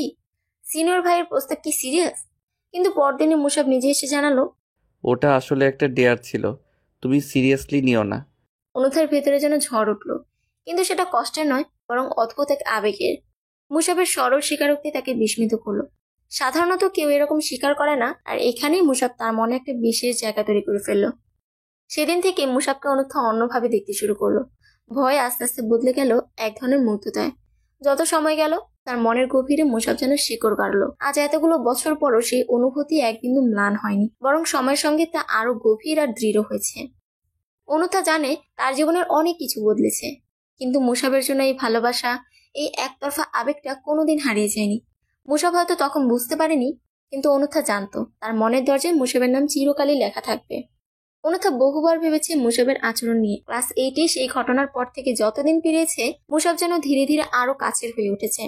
কিন্তু কখনো কখনো মুসাবের চোখে এক ধরনের গভীরতা আর রহস্য দেখেছে সে, যেন অনেক কথাই সে চেপে রাখে। একদিন সাহস করে সে জিজ্ঞেস করেই ফেলল, আপনি আসলে আমাকে কখন থেকে ফলো করছেন, আর কেনই বা এতটা ভালোবাসেন? মুসাব হেসে বলল, তুমি সবসময় এত জানার চেষ্টা করো কেন? কারণ জানতে ইচ্ছে করে। আমার তো মনে হয় আপনি তখন আমাকে ডিয়ার বলে প্রপোজ করেছেন ঠিকই, কিন্তু তারও আগে থেকে হয়তো কিছু ছিল, তাই না? মুসাব হালকা একটা হাসি দিল, কিন্তু কোনো জবাব দিল না। অনুথা তখন একটু রাগ করে বলল, আপনি চুপ থাকলে আমার কিভাবে বোঝা সম্ভব? একটু খুলে বলবেন না? মুসাব তার দিকে তাকিয়ে শান্তভাবে বলল, সব উত্তর জানার দরকার হয় না অনুত্থা। কিছু প্রশ্নের উত্তর না জানা থাকাই ভালো, কারণ কিছু জিনিস যদি জানো তাহলে হয়তো সেই জিনিসটার প্রতি আগ্রহ কমে যাবে। আর তুমি তো জানো তোমার প্রতি আমার ভালোবাসা কোনো দিন কমবে না। এতটুকু জানলেই যথেষ্ট। মুসাবের এই ধোয়াটে জবাবে আরো বেশি জট পাকিয়েছে অনুথার চিন্তাগুলো। কিন্তু মুসাবের চেহারায় থাকা শান্ত দৃঢ়তাটা দেখে সে আর কিছু বলতে পারে না। তার মনে হয় হয়তো মুসাবের ভালোবাসার গভীরতা এতটাই বিস্তৃত যে তার শুরুটা খুঁজে বের করা আসলেই অসম্ভব। অনুথা মুসাবকে শক্ত করে জড়িয়ে ধরে। তার নড়াচড়াতে ঘুম ভেঙে যায় মুসাবের। এই দেখে অনুথা ফিসফিস করে বলে, আমাদের ভালোবাসার গল্প যেন কখনো শেষ না হয় মুসাব। আপনি সারা জীবন এমন থেকে যান। মুসাব অনুথার কথায় হেসে তার চুলে আলতো করে হাত বুলিয়ে দিল। অনুথা তার বুকের উপর মাথা রেখেছে আর তার হাত দিয়ে শক্ত করে জড়িয়ে রেখেছে মুসাবকে, যেন এই মুহূর্তটা কোনোভাবেই হারিয়ে যেতে না দেয়। মুসাব মৃদুস্বরে বলল, গল্পের তো শেষ হয় না অনুত্থা, শুধু চরিত্রগুলো বদলায় আর সময়ের সঙ্গে গল্পটা ভিন্ন মোড় নেয়। তবে তুমি যদি চাও আমাদের গল্পটা এমনই থাকুক, তাহলে তুমি শুধু আমার হাতটা শক্ত করে ধরে রাখো। আমি কখনোই তোমার থেকে দূরে যাব না। অনুথার চোখে জল জমে আসে। মুসাবকে আরো শক্ত করে জড়িয়ে ধরে ফিসফিস করে বলল, আমার হাত ছাড়তে বলবেন না কোনোদিন। আপনি আমার জন্য যে সব কিছু করেছেন তার জন্য 1000 বার ধন্যবাদ দিলেও কম হবে। মুসাব একটা দীর্ঘশ্বাস ফেলে বলল, তুমি যদি আমার থাকো তবে তুমি ধন্যবাদ দেওয়ার কথা ভাববে না। আমাদের ভালোবাসার ধন্যবাদ কৃতজ্ঞতার ঊর্ধ্বে। আমাদের গল্পটা এমনই থাকবে, তোমার হাসি আর আমার জেদ নিয়ে। অনুথার ঠোঁটে মৃদু হাসি ফুটে ওঠে। সে অনুভব করে মুসাব তার জীবনের এমন এক অংশ যাকে ছাড়া সে কল্পনাও করতে পারে না। ভালোবাসার এই মুহূর্তে তারা দুজনেই জানে তাদের গল্পটা কখনো শেষ হওয়ার জন্য লেখা হয়নি। সমাপ্ত।